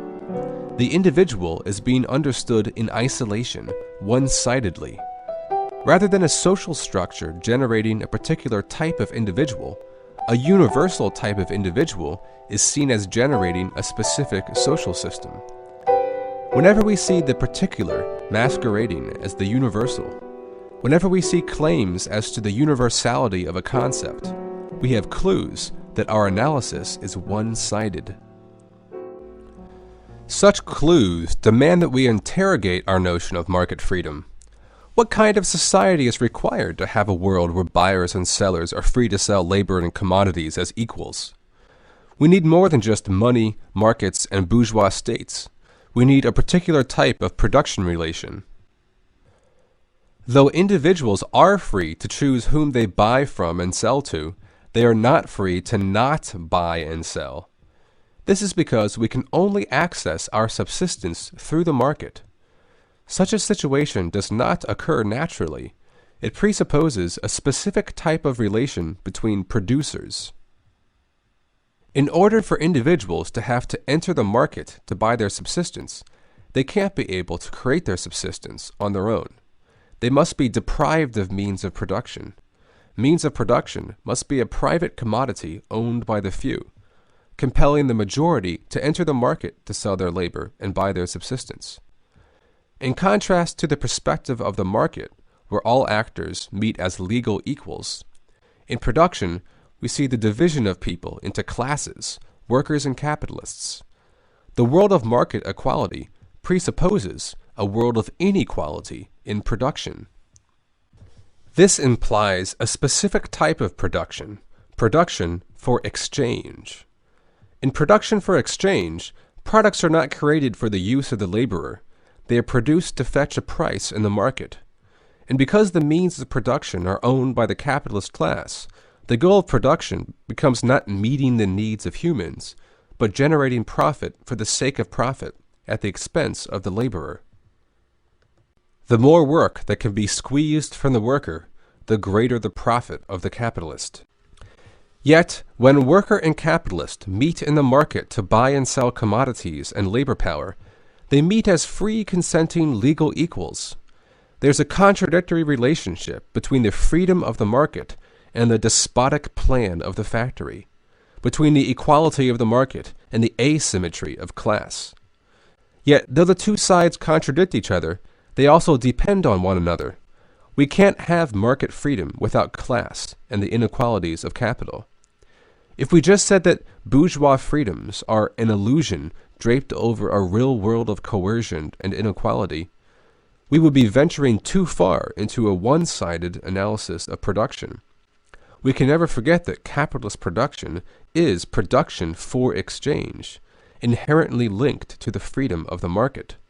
Market freedoms are real, but they contradict their own material base. This contradiction between freedom and coercion, between equality and inequality, is what allows us to have a critique of our society in the first place. It is only because we are promised a freedom that we cannot have, because we see ourselves as equals in a world of inequality, that we can form an internal critique of the society we are in. It is the movement of this contradiction that allows us to posit a possible exit from such a society, inspiring us to imagine a world where freedom and equality could stand on a non-contradictory basis, where individuals truly could be free to choose the path of their lives.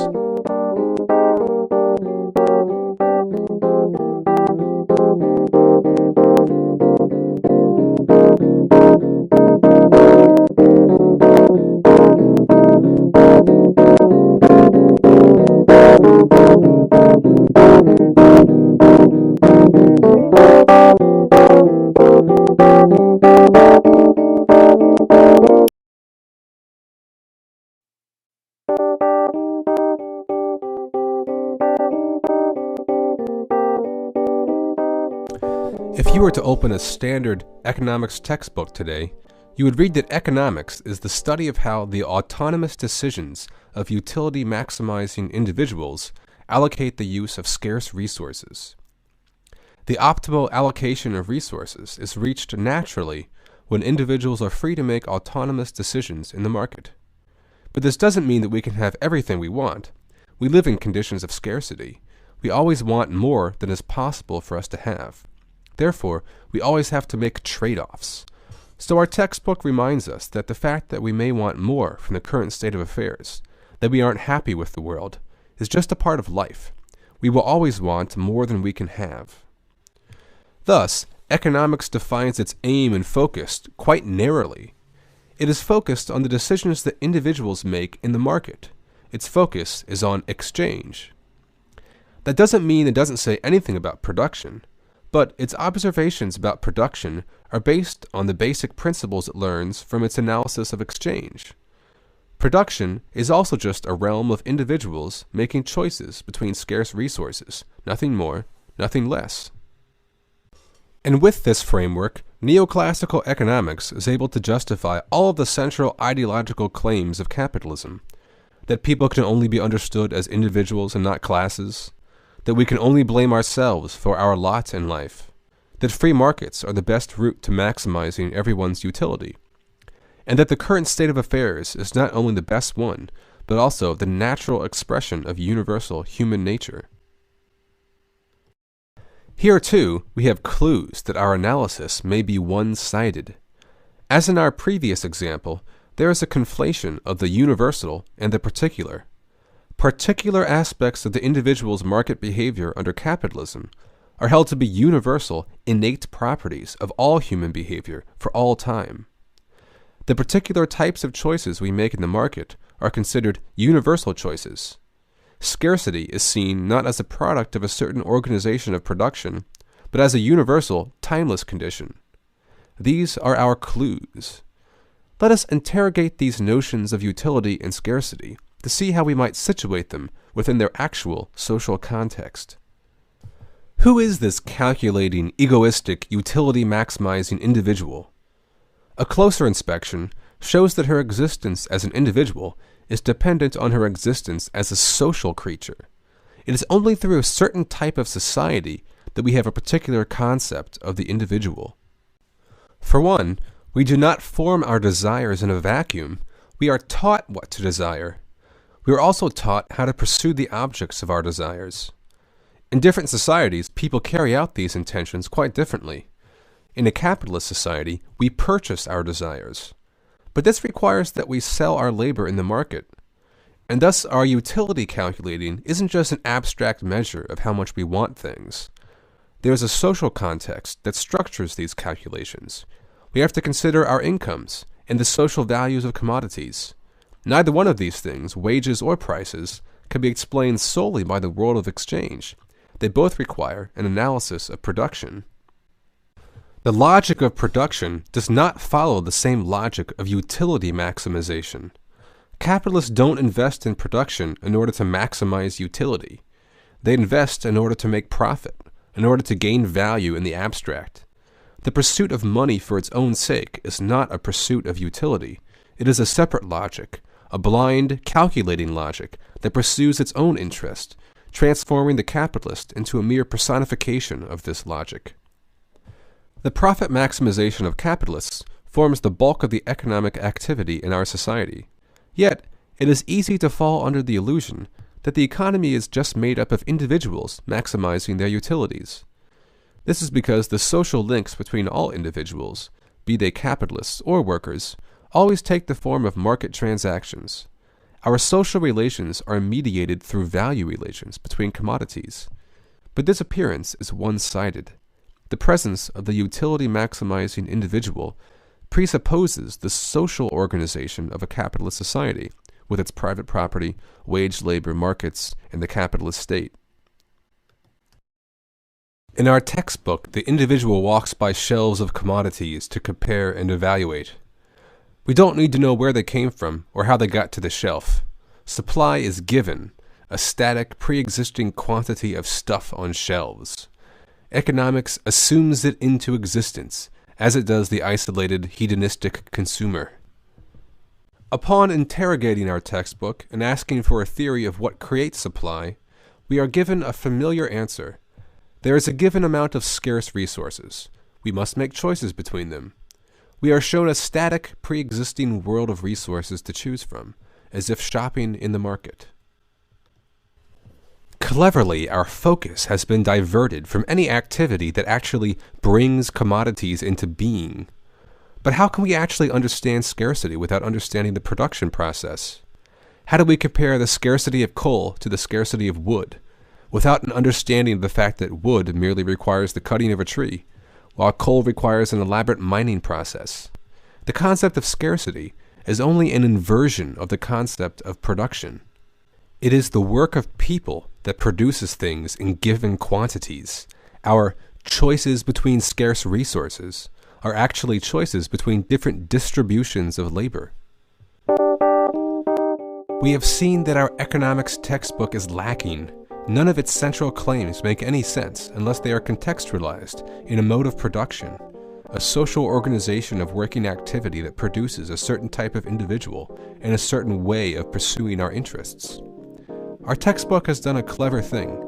It has abstracted away all social context from individuals and the objects they confront. It has made society the result of the individual, not the other way around. It has assigned social powers to objects. The particular organization of capitalist production becomes universal human nature, confronting a pre-existing world of valuable objects.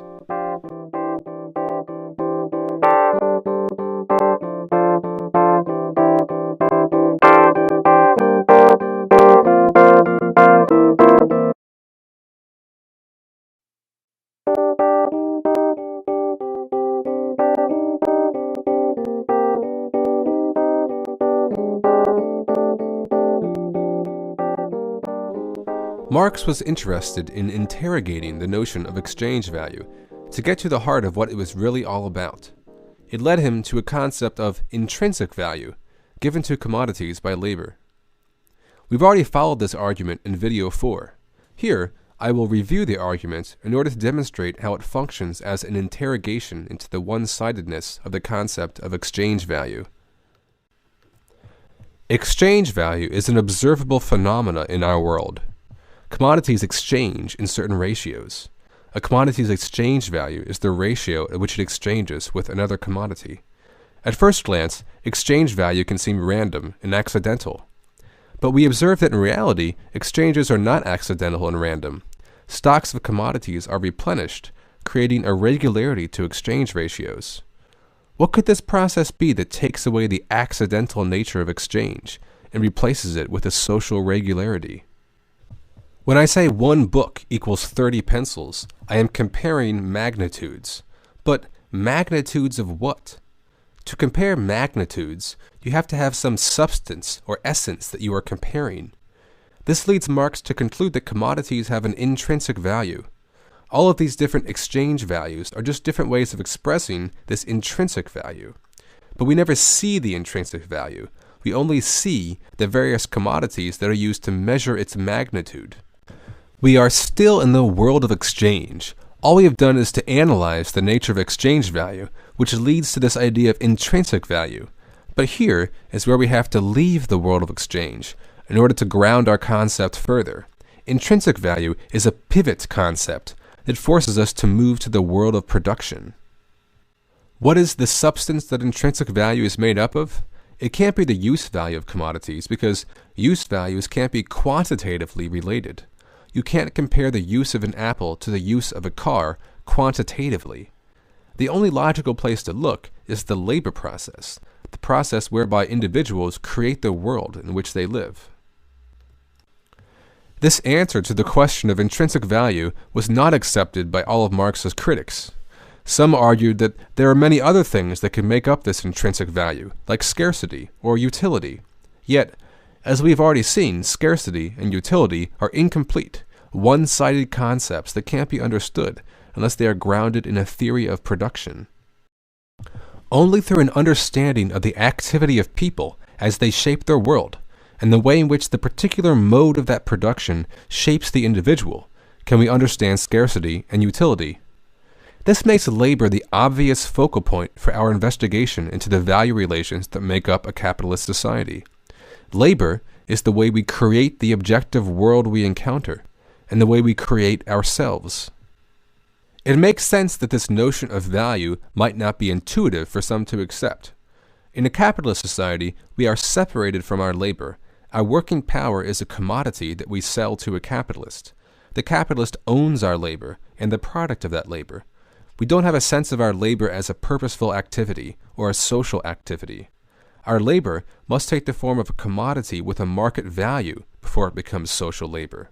Value obscures the social nature of our labor. As you may know, Marx's bourgeois predecessors, Adam Smith and David Ricardo amongst others, subscribed to a labor theory of value. You might think then that this means that they too had a proper dialectical understanding of the relation between production and exchange. But this is not the case. Marx reproaches both Smith and Ricardo for reducing form to content. The distinction turns out to be crucial.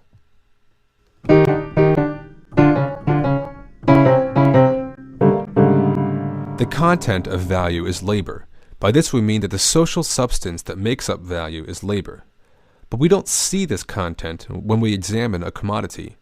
No matter how we may poke, prod, smell it, or take it apart, we can't see its social content. That's because this content takes a material form. This form is exchange value. When we say it takes a material form, we mean this literally. The value of the book takes on the form of pencils, or tires, or baritones. So Marx makes a distinction between the content of value, labor, and the form of value, which is exchange value. This means that value and exchange value are different. And since price is just a special form of exchange value, price and value are different. Prices are just the surface appearance of value, but this value has no fixed physical form independent of its material expression in pencils, tires, or money. We only see the form of value, not the content. For Smith and Ricardo, price is immediately identifiable with value. This is what Marx means when he says they reduced form to content. They treated the content of value, labor, as if it immediately had an exchange value. They failed to understand that value is a process whereby labor takes on the material form of exchange value. But these exchange ratios are not value. They are merely the expression of this third thing, called intrinsic value. This allows Marx to examine the ways in which prices fluctuate around values, which allows him to solve some theoretical problems that eluded his predecessors. It also leads him to ask an important question that Smith and Ricardo had never asked. What type of labor produces value?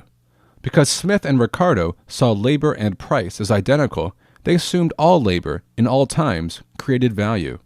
As we know, these sort of appeals to universality and eternal concepts are problematic. It is only a specific type of labor that produces value, labor for exchange.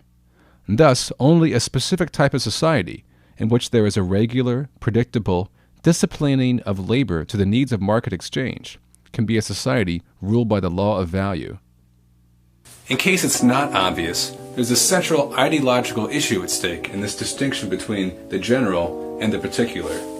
It's quite simple. Things that are universal can't be changed. There's no use organizing, studying, reading, or complaining about them.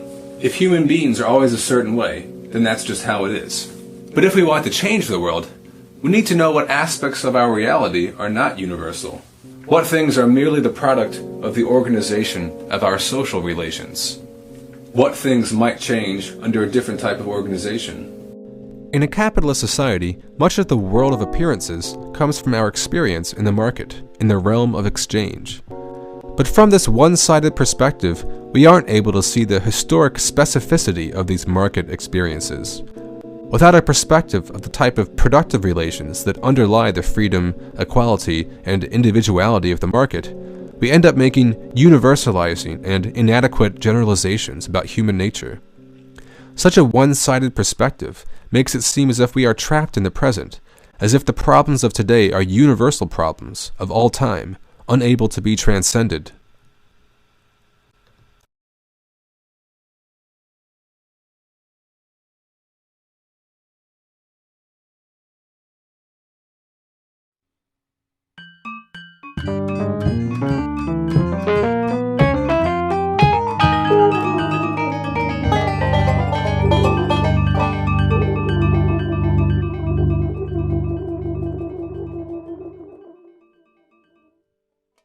One of the more common objections raised to Marx's theory of value is the objection posed by subjective value theory.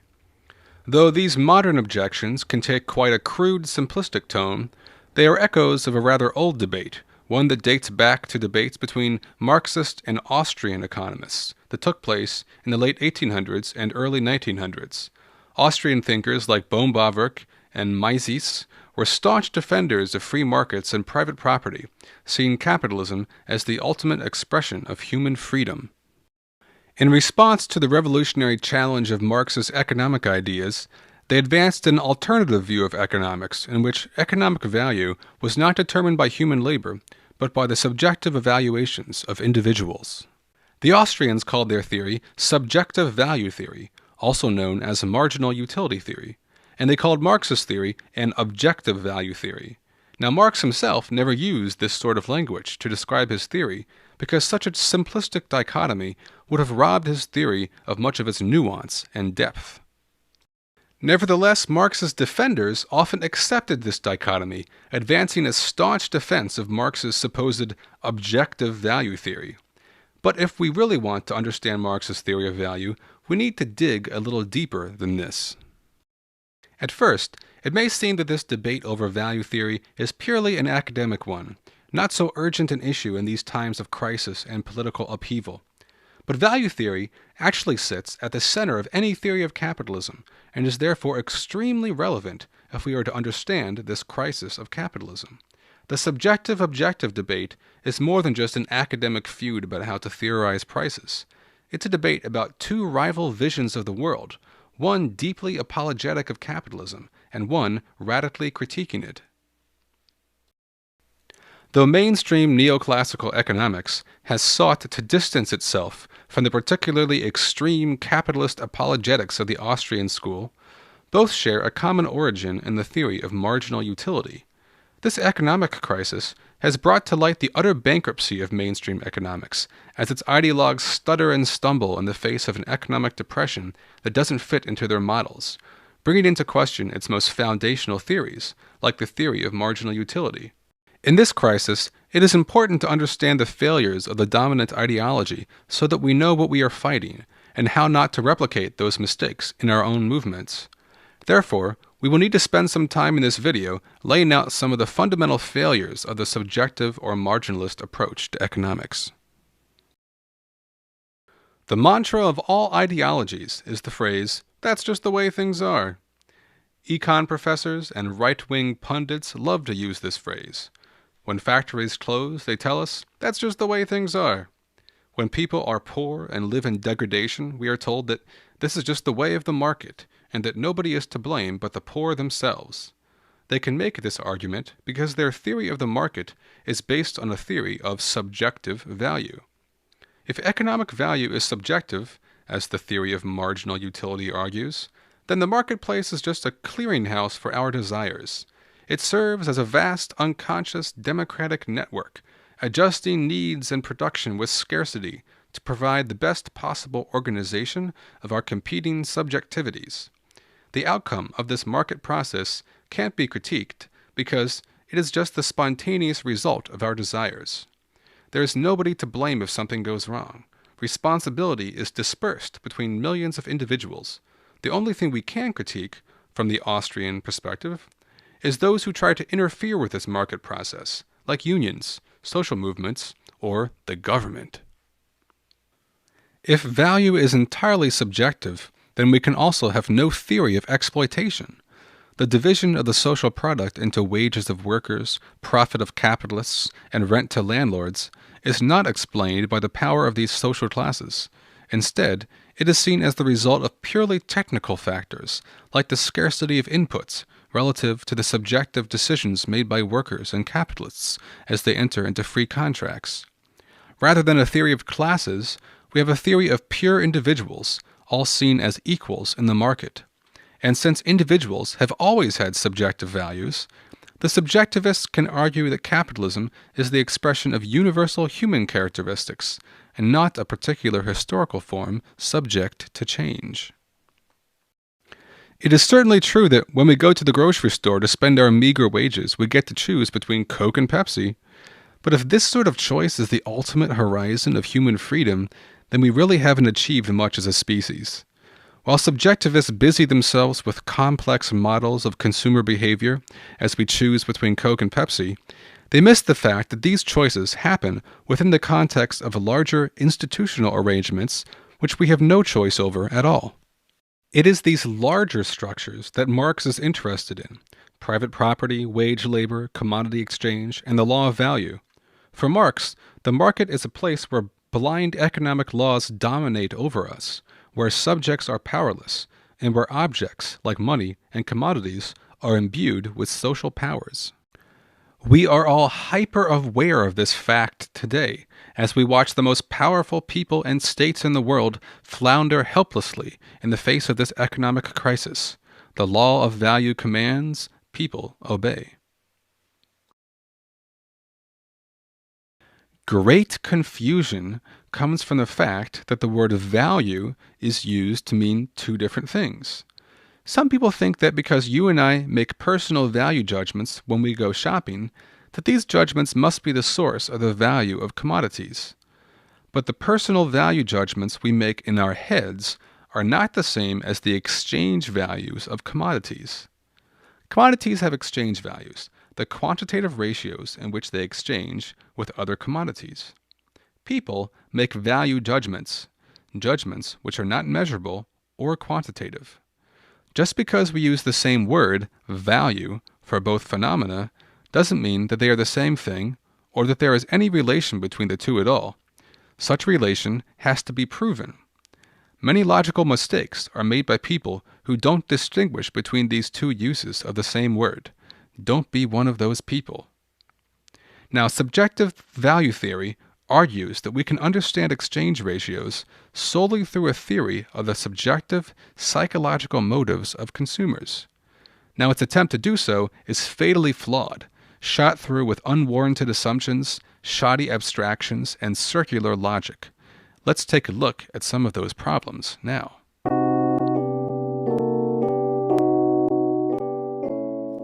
Welcome to Subjectivist Island. Here lives Eugene, our happy island barbarian. Every day, Eugene makes choices. He decides to spend his time building his teepee, catching fish, or practicing his backstroke.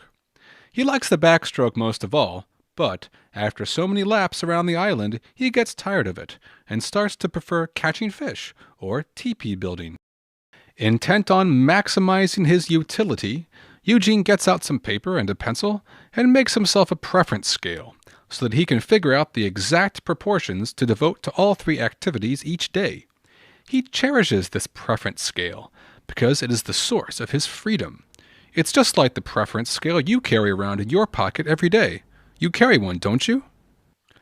Okay, now setting aside the fact that most of us don't carry around a preference scale in our pockets, there is a bigger problem. Subjectivists want you to believe that this little story about Eugene and Subjectivist Island is all that you need to know in order to understand the functioning of modern capitalist society.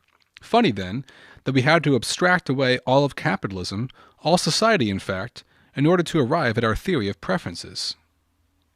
Were we to think critically, we might begin to suspect that there is something fishy going on with this abstraction. That fishy something is the stink of an ideological abstraction. We discussed such ideological abstractions in the last video, Law of Value 7, but let's review a few points here.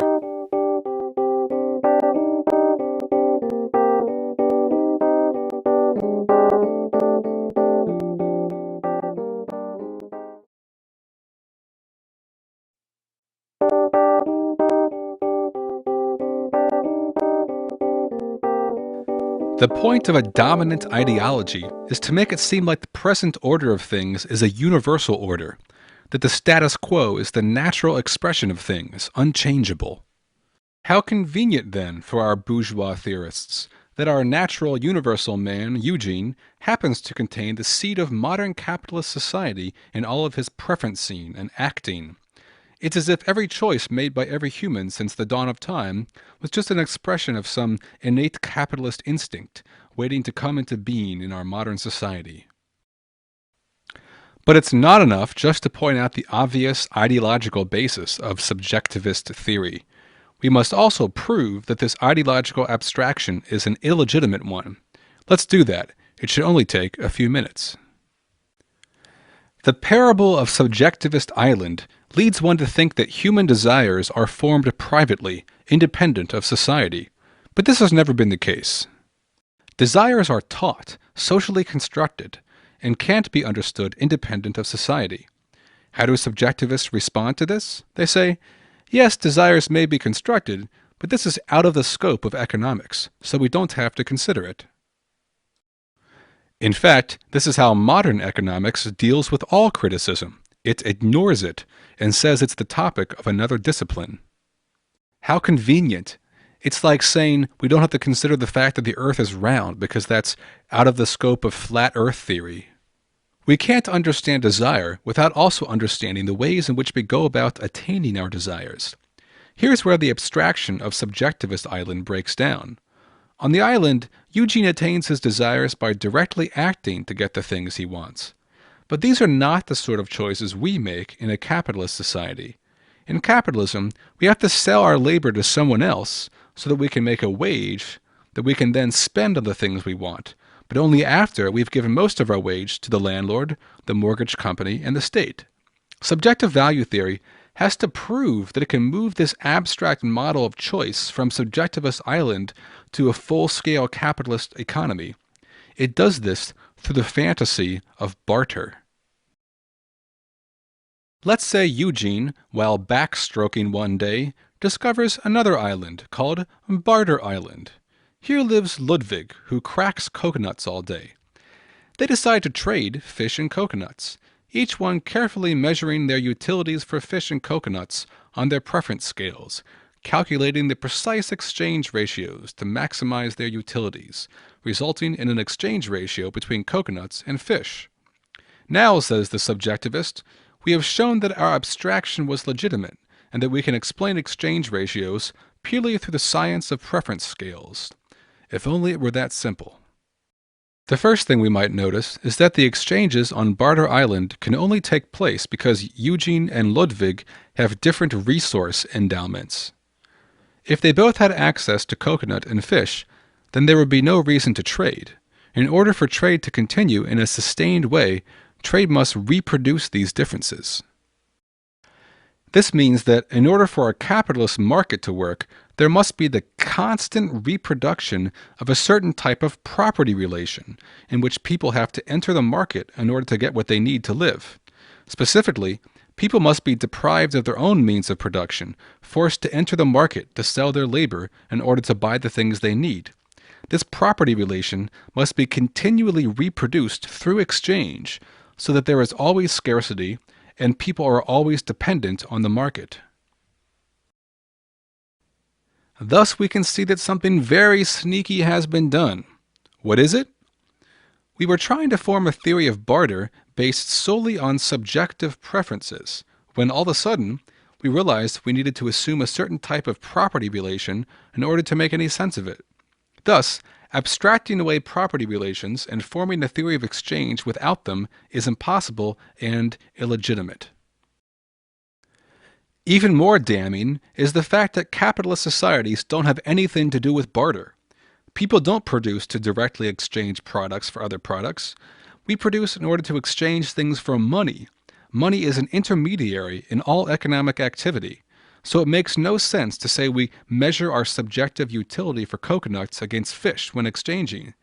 We measure everything against money. When you are in the supermarket calculating your preference scales with the Preference app on your iPhone, you aren't just considering your preference for fish and coconuts in the abstract, as if on a desert island. You are also considering the market prices of these commodities. This market price already exists before you make your subjective value judgments. But this is problematic. Subjective valuations were supposed to explain price, but now we have to assume the prior existence of prices in order to explain subjective value judgments. It seems we are stuck in a big, messy circle. And if we are exchanging everything for money, then we must have a utility for money, right? But money has no direct utility. It's not even good for blowing your nose on. The value of money is what it will buy. And this is not set by our preferences, but instead reflects the relation of money to all other commodities, reflecting the vast interpenetration of millions of markets all over the world. There is no such thing as a personal utility for money, because money's value is already established by forces beyond our control. And there are more difficulties presented to subjective value theory by the presence of money. On Barter Island, Eugene and Ludwig had direct knowledge of what they were getting from each exchange. But in our world, we don't know exactly how much everything is going to exchange for ahead of time. When we sell a product in the market, we don't know exactly what products we will be able to buy with that income. There's a high degree of uncertainty. But with so much uncertainty, how are we ever to form those nice rational preference scales where we've perfectly calculated the exact utility relations of all commodities to each other? We can't. It seems that every time we try to abstract away property relations and production relations, they end up sneaking back into the picture. This is because it is absolutely illegitimate to try to explain capitalism without a theory of social relations between people as they actively produce the world they live in. Luckily, we have a better theory, and that's the theory of Karl Marx. In the real world, outside of the fantasies of bourgeois economics, subjects and objects have no meaning apart from their relations to each other. There is no such thing as a subjective individual floating in a vacuum. We develop our subjectivity through our relation to the objective world we inhabit. And the objective world can't be understood apart from the actions of societies of individuals who transform this world, bending it to their will, giving it meaning. Subjects and objects always exist in a relation, deriving their meaning from this relation. On Subjectivist Island, it seems like subjects form their value judgments through passive contemplation before they act on them. Judging happens first and then action. In the real world, we can only understand our subjective preferences once we understand the active process by which people relate to and transform the world. People work on nature. We chop trees and make houses. We build cars and dig up oil to power them. In transforming the objective world, we also transform ourselves. The modes by which we work upon the world determine our views of the world, the sort of values, needs, and desires we have in this world, and the manner in which we pursue these desires. These different modes of producing have changed throughout history, each mode producing very different sorts of societies with very different value systems. These different modes of relating to and transforming the world Marx calls modes of production. Capitalism is certainly not the first mode of production characterized by extreme inequality, war, exploitation, and instability. These qualities are part of all class societies. What is unique about capitalism is the way this domination of one class over another takes the form of relations between commodities. This is due to a particularly unique subject-object relation in capitalism, something Marx calls subject-object inversion. We will return to this in a moment.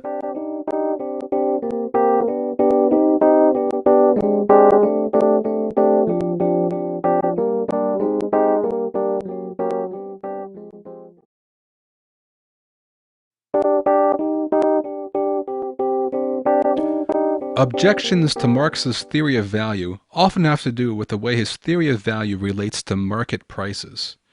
If value comes from the amount of labor that goes into producing things, then how do we explain the fact that a rise or fall in demand changes market prices? The fact that demand influences price makes it seem like subjective decisions influence value as much as labor time. The value-price relation is a complex one, and I will deal with it in greater detail in a future video, Law of Value 11. But a few remarks are in order here. We've actually covered this ground briefly before in Law of Value 3, where we talked about the way private labor becomes social labor. Private labor is the amount of labor an individual worker devotes to the production of a commodity. The goal of the worker is for her private labor to become social labor, that is, that her commodity be sold in the market and thus be equated with all other commodities in the market, making her labor part of the total social labor of society. But this isn't so easy. Because production is only coordinated through the fluctuation of market signals, it is always uncertain whether commodities will be sold and whether private labor will become social labor. As we've seen in previous videos, in order for private labor to become social, it must produce at the socially necessary labor time. Socially necessary labor time is a way in which the social level of productivity acts back upon the private labor of the individual, disciplining the individual to work at the social average. Individuals or firms that can't work at the socially necessary labor time go out of business, like when American auto workers lose their jobs due to competition with plants in other countries. Their labor is then reallocated to other areas where they can be more profitable, or they don't work at all. As many of us know, losing a job and having to find new work is a long, hard, painful process, but these discomforts don't matter to the market. The market treats all labor like digits in a calculator, anonymous units to be moved around in search of profit. The gap between private labor and social labor is the mechanism by which labor is moved around and reapportioned through the blind forces of the market in the absence of a social plan. Now, all of this should sound familiar, but what does this have to do with the relation between demand changes and price? Well, the same process of reapportioning labor happens with changes in demand. Just like the need to produce at the socially necessary labor time, society must also apportion the right amount of labor to produce the right amount of things so that markets don't become oversaturated or understocked. If the supply of elevator music exceeds demand, then some of this music will remain unsold, and some of this private labor will not become social. Producers will be forced to move their labor elsewhere. This apportioning of labor happens through the fluctuation of price. This does not mean that demand creates value. Demand hasn't created anything. It has merely indicated through price signals that labor needs to be reallocated. This is how demand affects the distribution of social labor in a society coordinated through the fluctuations of prices. This distribution is only possible because there is a relation between price and labor time. So we can show that demand, rather than creating value, is part of the reallocation of labor that is implied in the gap between private and social labor. But we can also take this analysis further and show how demand itself is produced in capitalism. From the perspective of Subjectivist Island, it seems like demand is the product of free, independent minds, viewing reality from some distant, objective standpoint. But in reality, our subjectivity is a part of the mode of production. This is nowhere more apparent than in the capitalist mode of production. In capitalism, the only type of demand that counts is effective demand, that is, demand backed up by purchasing power. Consumer demand comes from wages paid to workers. That means we can't understand demand without first understanding wage labor and exploitation. The products which consumers buy with this money are not just the random result of psychological preferences. In fact, most of our money goes to the purchase of very basic things we need in order to keep us alive as workers so that we can produce more value for capitalism each day. Rent, food, clothes. These are needs and desires dictated to us by capitalism for the purpose of perpetuating capitalism, not the abstract psychological preferences of isolated individuals. But the bulk of demand in society comes not from consumers, but from capitalists. You and I buy toothbrushes and pay rent. Capitalists buy factories, assembly lines, natural resources, and private armies. This demand has nothing to do with the personal preferences of capitalists. It has to do with the technical requirements of production, the amount of inputs it takes to make a widget at the socially necessary labor time. Some people think that capitalists enter production only in order to meet the demands of consumers. This is a myth. The advertising industry is the best refutation of this myth. Capitalists produce in order to make a profit. Then they go looking for markets. Most of the time, they have to create the market by convincing people there is a need for their product. But capitalist firms also sell to each other, totally bypassing the need to find consumer markets. This all gives us a very different picture of the subject-object relation than we get in bourgeois economics. Rather than a free society of empowered individuals who are free to act upon their abstract desires and take full responsibility for their lot in life, Marx's critique of the capitalist mode of production reveals a world in which individuals are at the mercy of the coercive laws of the market. The sorts of superficial freedoms they have to choose between Coke and Pepsi pale in comparison to the disciplining of our lives to socially necessary labor time and the pursuit of profit.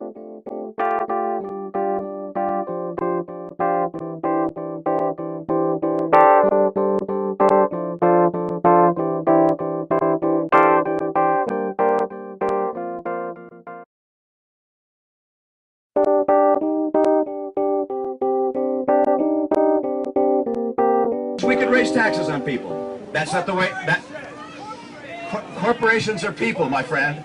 We can raise taxes on. Of course they are. There's a lot of talk in the Occupy Wall Street movement about ending corporate personhood. The problem with this demand is that the legal status of corporate personhood is just the icing on the cake. In a capitalist society, corporations are much more like people than people are. Capital is the active subject, and people its object. This is what Marx means by subject-object inversion. Rather than people being the active agents of the social order, it is the objective logic of the market that dominates subjects. Blind economic laws rule, and people obey. Money becomes more powerful than life. Corporations become people and exert more power in society than individuals or even social movements. While people run around in the street with signs begging the system to take notice of them, the cold logic of capital becomes the active agent in society, using the body of the worker like a passive, expendable commodity, subordinating societies, governments, and even nature itself to the impersonal motives of profit. The crazy thing is that this objective world is still just the product of our own creation. We actively reproduce it every day. This is what makes Marx's critique of capitalism so powerful. The world we live in, despite the incredibly disempowering structure of our own situation, is always only the result of our own actions, and we do have the ability to collectively change it. But in order to exercise such collective power, we must break with the capitalist mode of production. In case you were wondering, Subjectivist Island and Barter Island don't exist. They are abstractions. Now, every theory needs abstractions. We must sift through a world of data and identify the broad contours and important categories that define reality. Subjectivist and barter islands are ideal abstractions, that is, abstractions that exist only in the minds of philosophers. Marx makes a different kind of abstraction, a real abstraction. A real abstraction is not made by philosophers arbitrarily leaving out parts of social reality. A real abstraction is made by reality itself. In a capitalist society, human labor becomes abstract. In the caste system of feudalism, where people were born into certain types of work and there were strict divisions between castes, there was no such thing as labor in general or a worker in general. But in a capitalist society, Labor loses all of these specific features. Capital treats us like anonymous digits in a profit calculator, moving us from place to place in the search for profit. Our labor becomes abstract labor. We become not peasants, knights, or artisans, but workers in general. Marx's theory of value is based on this real abstraction that is made by the mode of production itself, not the minds of philosophers. This doesn't mean that the perspective of marginalism comes from nowhere. Marginalism comes from a real existing standpoint within capitalism, the standpoint of the atomized individual contemplating commodities. This standpoint is real. We experience it every day at the grocery store, but it is an incomplete perspective because it leaves out the entire world of social production that puts commodities on the shelves and money in our pockets. This perspective is the perspective of commodity fetishism, in which the social power of our own labor takes the form of inherent properties of objects. But in times of economic crisis, we see cracks in the walls of this reality. Old ways of thinking lose their relevance. Crises are a time when the economic laws of capitalism are exposed, not as eternal, universal laws as the bourgeois economists would want us to think, but as the particular laws of this time, laws that we might be able to overthrow. As the law of value breaks down, as people start to question the order of things, the capitalist state must enter the picture, replacing the failing law of value with the brutal law of the state. The charming, freedom-loving world of the market apologists is revealed for what it really is, an exploitative order based on violence. Like a schoolyard bully, a system is always the most violent when its weakness is exposed. When the law of value breaks down, the politics begin. Subjects must become active. This can be the politics of the ruling class as it scrambles to reassert the status quo, or it can be the politics of radical movements that posit the possibility for new social orders.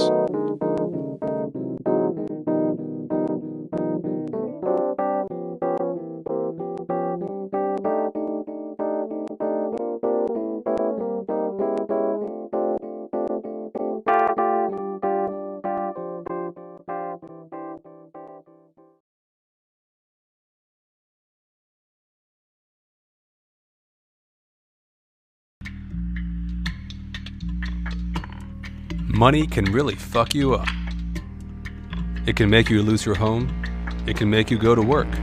It can topple governments, cause wars, pave the jungles. Of course, it's really nothing by itself. Pieces of paper, digits in a computer. And of course, money doesn't literally take away homes, topple governments, cause wars, or fuck you up. People do these things. Money, then, seems to have a strange power to compel people to do things. It has a certain social power. What kind of social power does money have? It seems to have any social power we might want it to have. In a society in which social life is coordinated by market exchange, money has the ability to buy any aspect of this social life, to compel any action, to coordinate any complex activity. The more money we have, the greater our ability to command this social power. This is a non-specific power. It is not tied to any particular activity, commodity, or person. It is social power in the abstract. This is not social power in the form of guns or tanks. It is social power in the form of these strange tokens of value used to measure the quantitative relations between commodities. This abstract social power goes by another name, value. The subordination of society to the rule of value we call the law of value. In other times and places, social power took the form of a sword. It was direct, concrete. But value is not like this. It is abstract. We do not know where it comes from or where it's going. It does not come from the 1%. It does not come from the Fed. It comes from a specific organization of society. What sort of organization of society is necessary for the existence of this value in the abstract? This is not just an academic question. This question gets to the heart of how we understand capitalism and how we envision alternatives to capitalism. Oftentimes, we hear quite different recipes for ending the rule of capital: abolishing private property, ending wage labor, capturing the state, smashing the state, democratizing money, ending money, and so on. There are many different facets, many different interpenetrating parts of the dense tapestry of interrelations that make up a capitalist society, and they all bear the mark of the dominance of value relations over our lives. How we understand the relation of the parts to the whole affects how we understand an anti-capitalist project. So, when we ask what sort of organization of society is necessary for the existence of this value in the abstract, we are setting the stage for an exploration of the interrelations of capitalist society. Bourgeois theory tends to restrict its view to the marketplace. This is why it always refers to capitalism as a free market society or a free enterprise system, rather than a wage labor society or a production for the sake of production system. From this narrow viewpoint, we only see freely consenting individuals making mutually beneficial exchanges. From this viewpoint, it seems that value is nothing else than a benign byproduct of mutual agreements between market actors. The benign nature of this viewpoint influences not only mutualist anarchists, but also some socialists who want to preserve some element of market exchange in their anti-capitalist vision. But this narrow picture of exchange is not adequate to actually explain the phenomenon of value in the abstract. When two Robinson Crusoes meet in the desert to trade, their exchanges are not abstract at all. They are related to very concrete personal desires. It is quite another thing in a society organized through exchange, where we can observe regular, predictable exchange ratios between commodities. In order for us to form predictable, reliable exchange ratios between things, there must be some predictable knowledge of the quantity of things we have to exchange, how much we will have tomorrow, and so on. We must have some predictable supply. The force that constantly replenishes these supplies is, of course, human labor.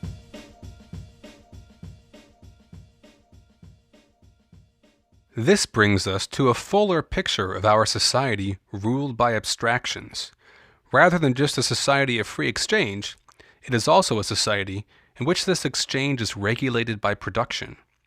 The production of commodities by people creates both the demand for and supply of these commodities.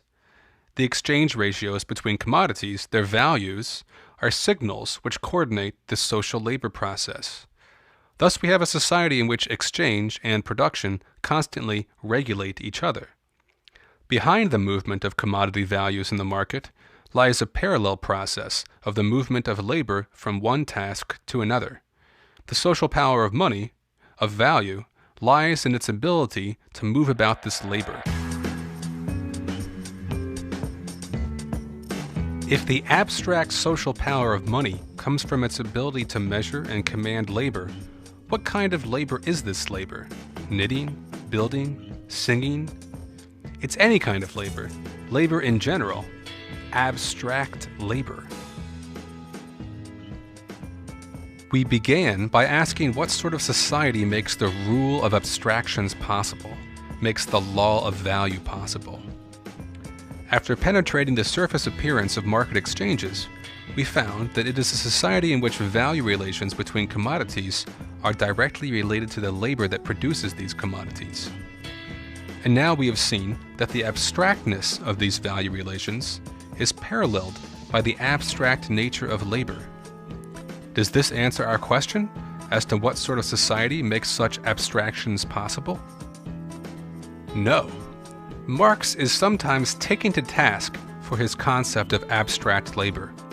How is it possible, some ask, for Marx to theoretically equate all of these different sorts of labors, manual and intellectual labor, skilled and unskilled labor? Labor is never abstract, they argue, but it is always a specific type of labor. Marx's reply is typical of Marx. We don't have to theoretically equate all of these different labors. Society does it for us. Society already treats all labor as an abstraction. For us as individuals, our work seems very concrete and very important. But when we suddenly lose our job because of an economic crisis, when we see jobs move to other countries, when we see entire skill sets replaced by machines, we realize that our own livelihood means nothing to capitalism. For capital, our work is just an abstract unit in a giant profit calculator. We are just another digit to be moved around. In this sense, though our work seems very specific and concrete to us, for capitalism, it is completely abstract. All that matters is that it produces value. If abstract labor is not a philosophical idea, but a real phenomenon, a real abstraction that is made by capitalism itself, then that leads us to ask again, what sort of society makes this possible? The answer is this. In order for our labor to become abstract units in the profit calculator of capitalism, capital must own our work. Our working time must be a commodity. A society ruled by the law of value requires wage labor. People are not commodities, but their ability to work is. This is called labor power. We said that the buying and selling of commodities regulates the division of labor, sending signals that apportion labor between different tasks. This can only happen if labor power itself is also a commodity to be bought and sold, moved about. Wage labor is the mechanism by which the hidden hand of the market moves labor inputs about. We finally have an answer that seems adequate to our initial question, what sort of society makes possible the law of value, the subordination of society to the abstraction of value? We see that this abstraction of value is tied to the abstraction of labor. And this abstract labor relies on the existence of labor power as a commodity. When labor power is a commodity, then the specific uses of that labor become irrelevant to capital. All that is important is that profit can be produced by exploiting this labor. It doesn't matter if this labor knits sweaters or makes guns. It doesn't matter if we work 80-hour weeks or work dangerous jobs. It doesn't matter when the mines collapse on us. It doesn't matter when we are replaced by robots or when our jobs move somewhere else. It doesn't matter when unemployment drives down our wages. Our work is just an input into the production of value, of social power. Capital is the expansion of this value, of this social power, for its own sake, not for any particular purpose. Value is a social power because it commands people. It buys their time and commands them to do its bidding. It does this not for the sake of the worker or the consumer. It does this not for the sake of the 99% or the 1%. It does this for the sake of producing value for its own sake. It has no human purpose, though there are some humans that benefit greatly from this process. Yet, our answer to this question still points to other questions. What sort of society is necessary in order for wage labor to be the dominant form of labor? We must have a society in which people don't have access to their own means of production, but instead must sell their labor power in the market in order to survive. This requires private property, a capitalist state to guard this property, and lots of drugs and smooth jazz to keep us passive. This is why, whenever the law of value seems to be breaking down, like in an economic crisis, the state must step in to restore the smooth functioning of value relations. Rather than a simple answer to our question, what sort of organization of society is necessary for the existence of value in the abstract, we have arrived at a complex web of social processes. We haven't found one fundamental evil to be stamped out. Instead, we see that there are many different overlapping dimensions to the question of value. Social power, value relations, class, property relations, and the state are all bound up in our analysis, each reflecting a different aspect of the law of value.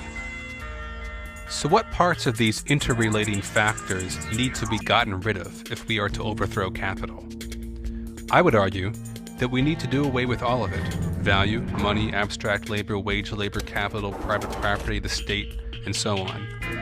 Other folks might take less ambitious positions. Different political positions on this issue come from different ways of understanding the way the interrelations of a capitalist society fit together. For the market socialist vision, it seems that all we need to do is replace the class relationships in the workplace with a cooperative workplace, leaving market exchange intact. But such a cooperative society would still have wage labor, socially necessary labor time, value in the abstract, and abstract labor. Cooperatives would still be compelled by competition to produce surplus value in order to expand production and stay competitive. Production would still be for the sake of producing surplus value and not for the sake of bettering society.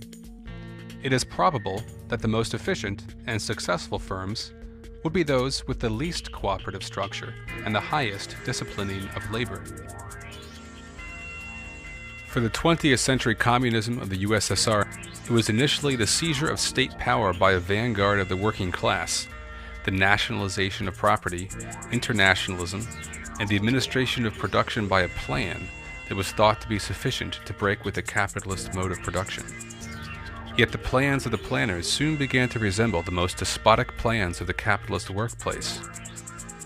In order to compete in the world market, planners found that they needed to extract the highest amount of surplus value from workers as possible. There was still wage labor, socially necessary labor time, surplus value, and abstract labor. The same year the conveyor belt was introduced to Soviet Russia, they revised their textbooks to claim that the law of value now applied to socialism. This means that if we are to be serious about anti-capitalist politics, we have to be serious about our analysis of capitalism. What is it we are really trying to do away with? And what forms of organization can replace capitalism effectively?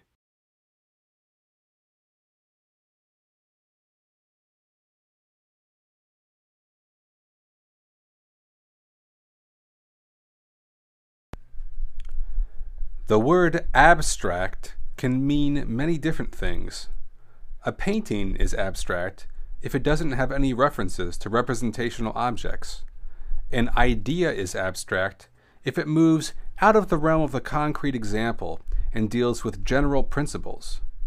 When Marx talks about abstract labor, as we discussed in video 9, he is using the term in a unique way. For Marx, the abstraction that is abstract labor is not one that happens in the minds of philosophers. It is one that happens in reality.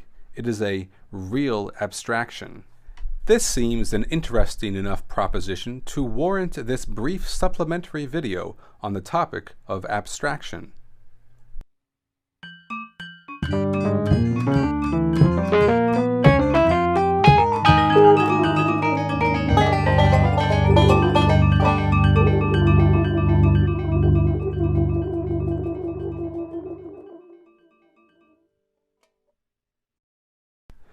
What does it mean to abstract? We abstract all the time. When we say woman, we are not talking about any concrete, specific woman. We are talking about women in general. Yet there is no such thing as a woman in the abstract. We cannot meet her at a bar and buy her a drink. We can only experience concrete women, specific women. To attempt to look at the complex totality that is a capitalist society only in its concreteness, only in the specific actions of trillions of individuals all happening at the same time, would be madness. We have to separate out the patterns, finding terms that can encompass a broad swath of concrete behaviors into general abstract terms. Instead of talking about rice, tanks, and DVDs, we have to talk about commodities. Instead of talking about carpentry, dentistry, and bicycle repair, we must talk about labor. When we use the word abstract, we can mean the verb, the act of abstracting, or we can mean the noun, the concept which forms an abstraction. There are many abstractions which we may choose to extract out of the complex whole of capitalism and label as the most important, fundamental defining abstractions. In forming our abstractions, we have choices to make. The way we abstract and the way we piece together these abstractions determines how we understand the whole that we are trying to explain. In our analysis in video 9, we found that value is an expression of abstract labor, and that abstract labor is a direct result of the organization of production through commodity exchange. We further noted that this organization is only effective when labor power itself is a commodity to be bought and sold. And labor power only becomes a commodity with a specific type of property relation and a specific type of state that can guarantee the stability of this property relation. Thus, our analysis grounded the abstractness of value and abstract labor in a concrete type of social organization. Rather than an analytical approach that seeks to find an abstract essence behind reality, we took the opposite approach. We moved from the abstract idea of value toward a concrete picture of the sort of world that makes this abstraction possible. Oftentimes in philosophy, we see people trying to identify abstract properties or essences that lie behind the concreteness of everyday reality. Marx wants to do the opposite. He wants to identify the specific types of social organization that makes the abstraction of value possible. This movement from the abstract to the concrete is also a key feature of Hegel's dialectical method. Yet, there is something quite distinctive to the way Marx uses this method. The way Marx's abstractions are grounded in the real social practices of capitalism. When we talked about the abstract term woman, we noted that we cannot ever meet women in general, but only specific women. However, we can meet value in general. In fact, we carry it around with us every day in our pocket. It is money. So the abstraction that is value is not a mental or philosophical one. It is a real one. This is why Marx begins his analysis of capitalism with an analysis of the value form. This also differentiates Marx's method from bourgeois methods of understanding capitalism. For Austrian economists like von Mises, it is the abstraction of free human action that is the foundational abstraction that frames his theory of capitalism. But we cannot ever see human action in the abstract. It is merely a philosophical device, and thus appears as an arbitrary starting point for a philosophical system, begging the charge of being an ideologically motivated starting point. Because abstract labor is a real abstraction, this means that the theoretical system that we build out of it is not just a question of logically extrapolating principles and ideas in our heads from a given starting point, like we would do in bourgeois philosophy. Rather, since the abstraction is a real one, we must proceed by trying to ground this abstraction in real social practice. It becomes an anthropological investigation. This is why, in video 9, the question that always propelled us forward in our analysis was, what sort of society makes this abstraction possible? We had to uncover a complex system of social practices that allowed such an abstraction to emerge. Such an approach of grounding our analysis in real social practice keeps us from falling into the trap of fetishism. We have talked about the fetishism of commodities in several videos, uncovering the different aspects of the fetish along the way. In one sense, the fetish is a bad abstraction. A fetish attaches the social power of the whole to an isolated, abstracted part of the whole. For instance, when we say money is power, we are taking the social power of labor as commanded by the value form and attributing it to little pieces of paper. To treat money like it has some inherent social power is a fetish. On the other hand, the social power of money doesn't go away just because we have exposed the fetish with our fancy theories. Money really does have power because value is a real abstraction. This makes Marx's fetish argument quite mysterious and tricky. It is one thing to make a bad abstraction and attribute the powers of the whole to one piece of the whole.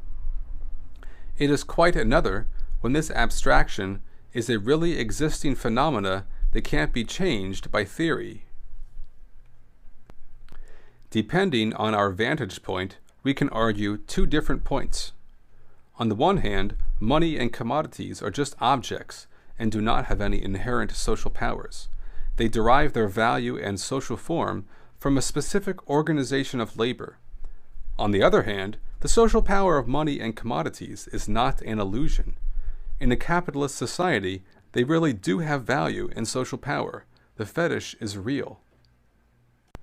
This strange phenomenon of commodity fetishism leads to all sorts of confusion when we think about capitalism. It can lead people to the conclusion that money has some inherent value, that capital creates its own surplus value without labor, and that exchange value comes from the material properties of commodities. Marx does not just dismiss such ideas. Instead, he subjects them to the same sort of analysis that we have just discussed. He seeks to ground these ideas in real social practices. All of Video 9 could be seen as a Marxist critique of the idea that money has some inherent value. Rather than dismissing the idea, we acknowledge the fact that money does have power. We then show that this power is not a result of the material properties of money, but a result of a specific sort of social organization of labor. Thus we can show that such an idea, the idea that money is power, is the result of a specific type of social relation. In this way, Marx destabilizes bourgeois theory. He takes bourgeois ideas and shows why they are possible.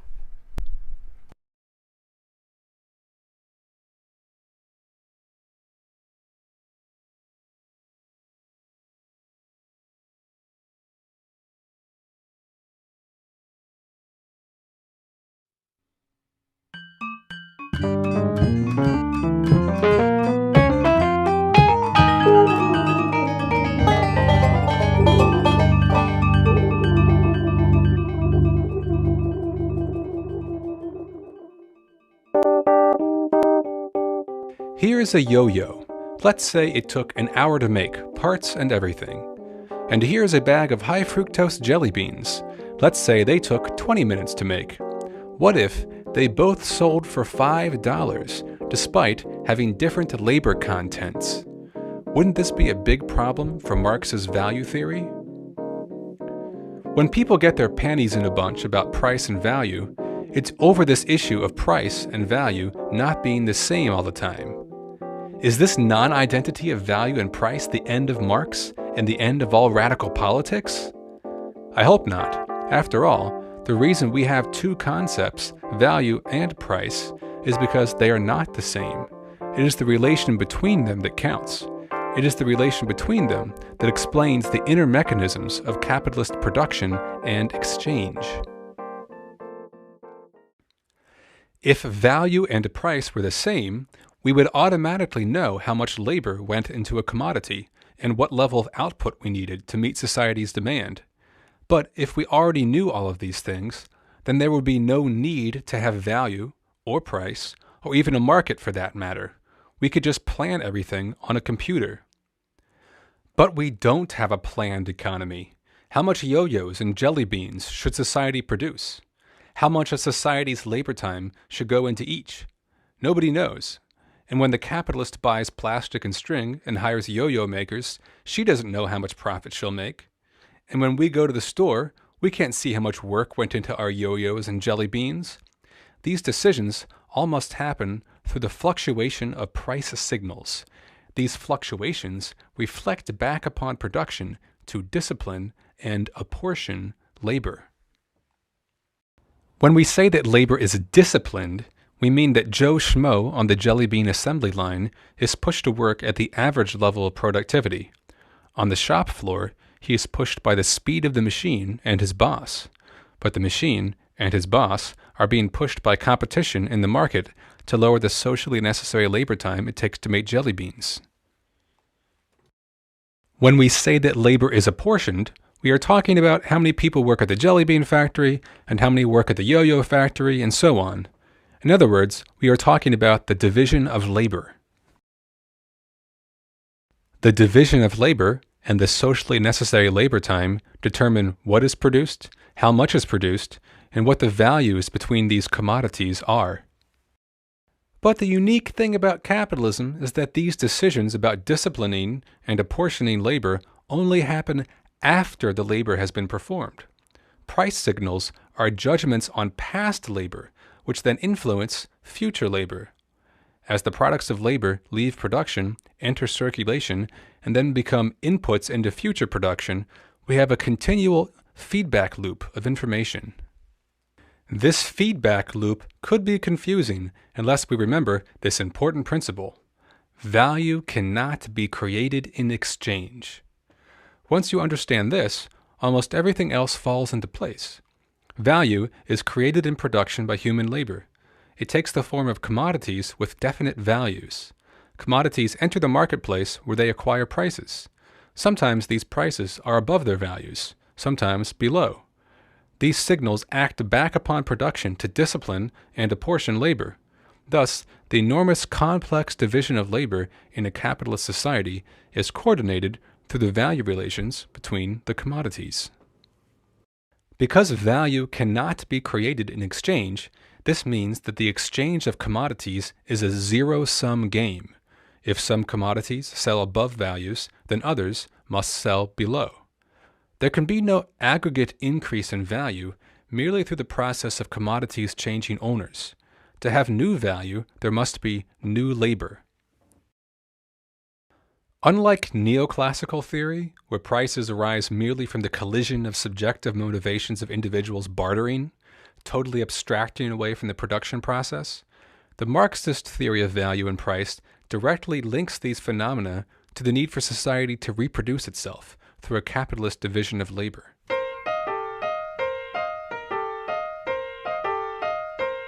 Yo-yos don't walk around with 1 hour of labor written all over them. We only know the social value of a yo-yo through its money price. This is what we mean when we say that price is the form of appearance of value. Price is the visible, tangible form that value takes in the world. We only see the relations between laborers through the exchange ratios of commodities. Now, money is the god of all commodities. It is the one commodity that all other commodities measure their value in. Thus, price is a very special type of exchange value. Prices represent value in the abstract. They are measures of abstract labor. Thus, when the price of a jelly bean rises above its value, this means that the jelly bean commands more money than its value, that it commands more abstract labor in exchange than it required in production. If value can't be created in exchange, this means that the total amount of value produced is always equal to the total prices of those commodities. But individual values and prices can and must diverge in order for the price mechanism to discipline and apportion labor. One of the main reasons that prices deviate from values is the constant fluctuations of demand and supply. As capital revolutionizes the productivity of labor, values change, output and prices change, and demand and supply fluctuate.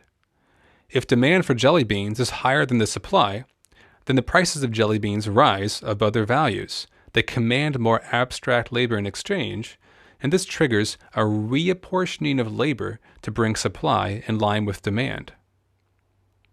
In the case of a monopoly, supply is kept artificially low so that prices rise and the monopolists get extra profit.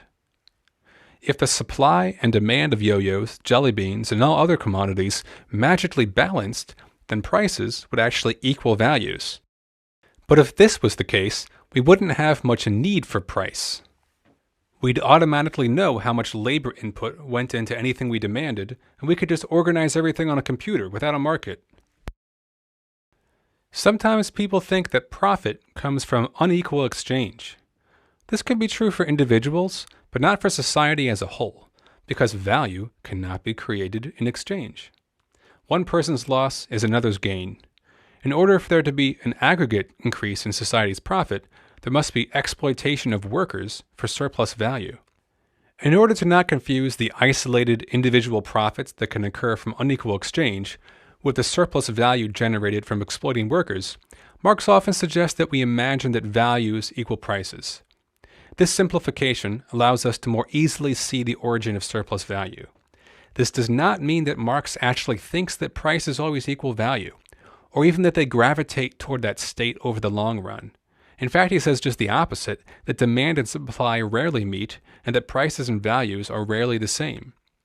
Marx's argument about surplus value, and all of his other conclusions as well, are totally valid whether or not values equal price.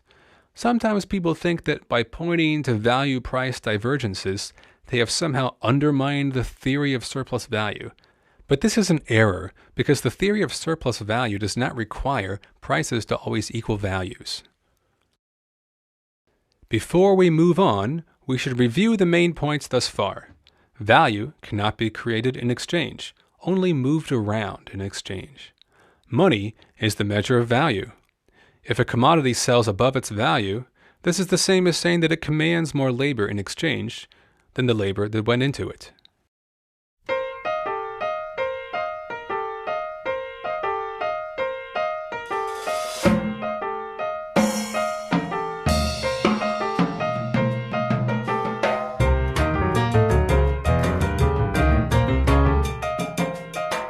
I haven't been to a yo-yo factory, but I picture an assembly line of people wrapping string around yo-yos. But this isn't all of the labor that goes into a yo-yo. Before any of this labor can commence, materials must be purchased. String, plastic, molds, paint, and all of those inputs come from past labor processes elsewhere in the world. Every labor process has new active labor, which Marx calls living labor, and inputs from past labor, which Marx calls dead labor. Dead labor cannot create value. The cost of purchasing inputs like string and plastic is passed on to the output prices of yo-yos, but no new value comes from this labor because it's already done laboring. Living labor creates the new value. The worker creates the value of their wage so that the capitalist makes back their investment. The worker also performs surplus labor for the capitalist. This is surplus value. At the beginning of the day, the capitalist lays out money for inputs and wages. This is her cost of production. If she wants to continue to make yo-yos tomorrow, she will need to make back enough money to buy inputs and wages tomorrow. Thus, prices are inherently tied to the need for the system to reproduce itself. She also needs an incentive to invest. This is profit. Thus, prices are inherently tied to the need for capital to exploit labor. The capitalist doesn't lay out anything for surplus value. This she acquires from the worker for free. That's why it's called exploitation. But the profit capitalists get from selling their commodities is not always equal to the surplus value they've produced. If the prices of commodities rise above their values, then, when they are sold, the capitalist's profit is higher than the surplus value contained in the product. Surplus value has been transferred in exchange. I started by saying that price and value were not equal because they were different concepts. Now, we can add that surplus value and profit are not always equal because they represent different concepts as well. Surplus value can only be created in production, but it can be redistributed in exchange. If a capitalist's profit is higher than the surplus value they create in production, we call this super profit. As we discussed in the video on socially necessary labor time, super profits are the prime motivating force of a capitalist economy. They drive innovation and attract investment. They are a necessary part of capitalist competition.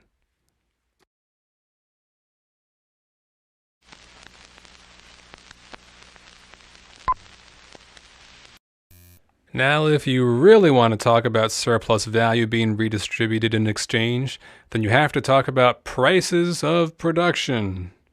It starts with a puzzle. Let's say jelly beans just take a tiny bit of living labor compared to all the dead labor that goes into the inputs. You basically buy a lot of sugar, corn syrup, and dye, and then you hire one person to push some buttons in a factory while machines turn that sugar into beans. But let's say that yo-yos take a lot more labor in comparison. You buy a little bit of plastic and string, and then you have to hire people to make the plastic molds, paint the yo-yos, and then let's not forget how long it takes to wind up a yo-yo.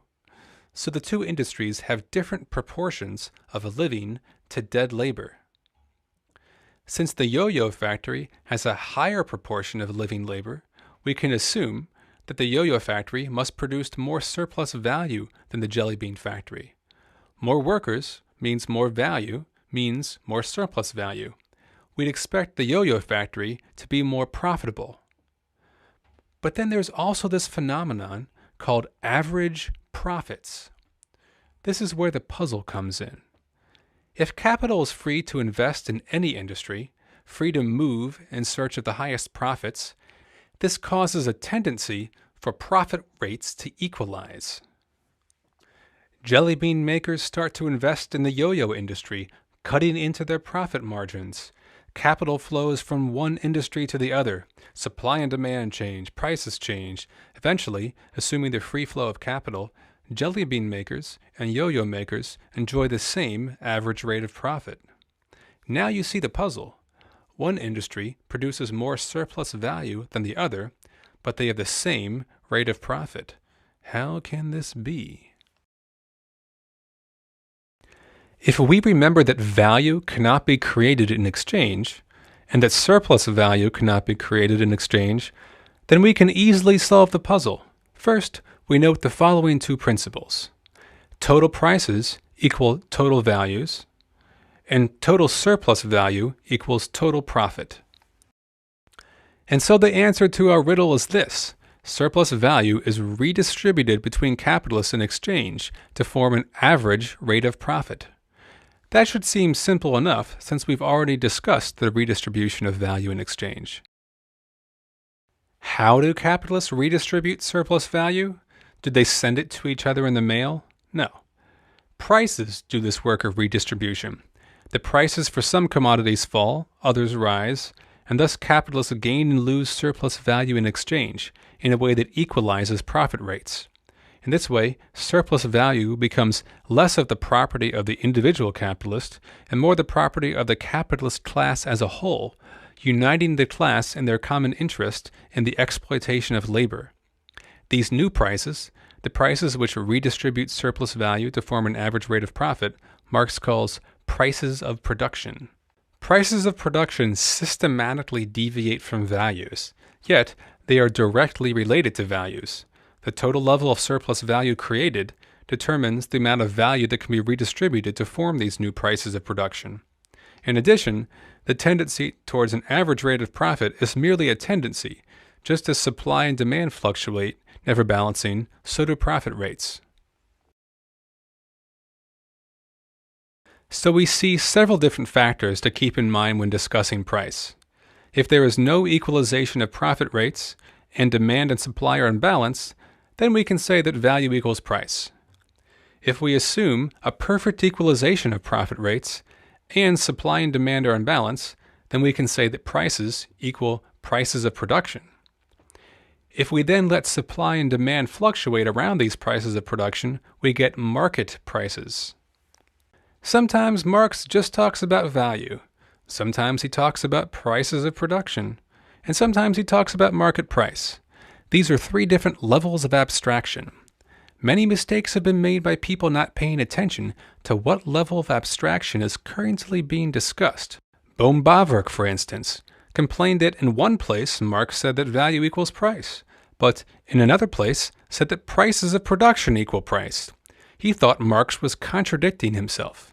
But had Bohm-Bawerk been interested in actually reading Marx a little more closely, he might have realized that Marx's analysis takes place on many levels of abstraction, that we must keep all these levels in mind at all times if we want to understand what's really going on. We should also keep in mind that Marx's central conclusions about exploitation, crisis, and all the other antagonisms of a capitalist society still hold, whether we are talking about value, price of production, or market price.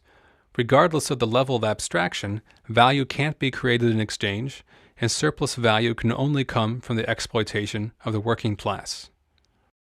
We can only conclude that Marx gives us a quite robust and practical explanation of the way that commodity exchange regulates the reproduction of a capitalist division of labor and class relations. There's definitely a lot more to say on the topic and a number of controversies to examine. On my WordPress blog, you can find footnotes and references pointing you to more information and resources on this topic. And now we can see how radically different Marx's theory of price is from his neoclassical critics. For neoclassical economics, price is a reflection of equilibrium, of a state of rest where all utilities are maximized.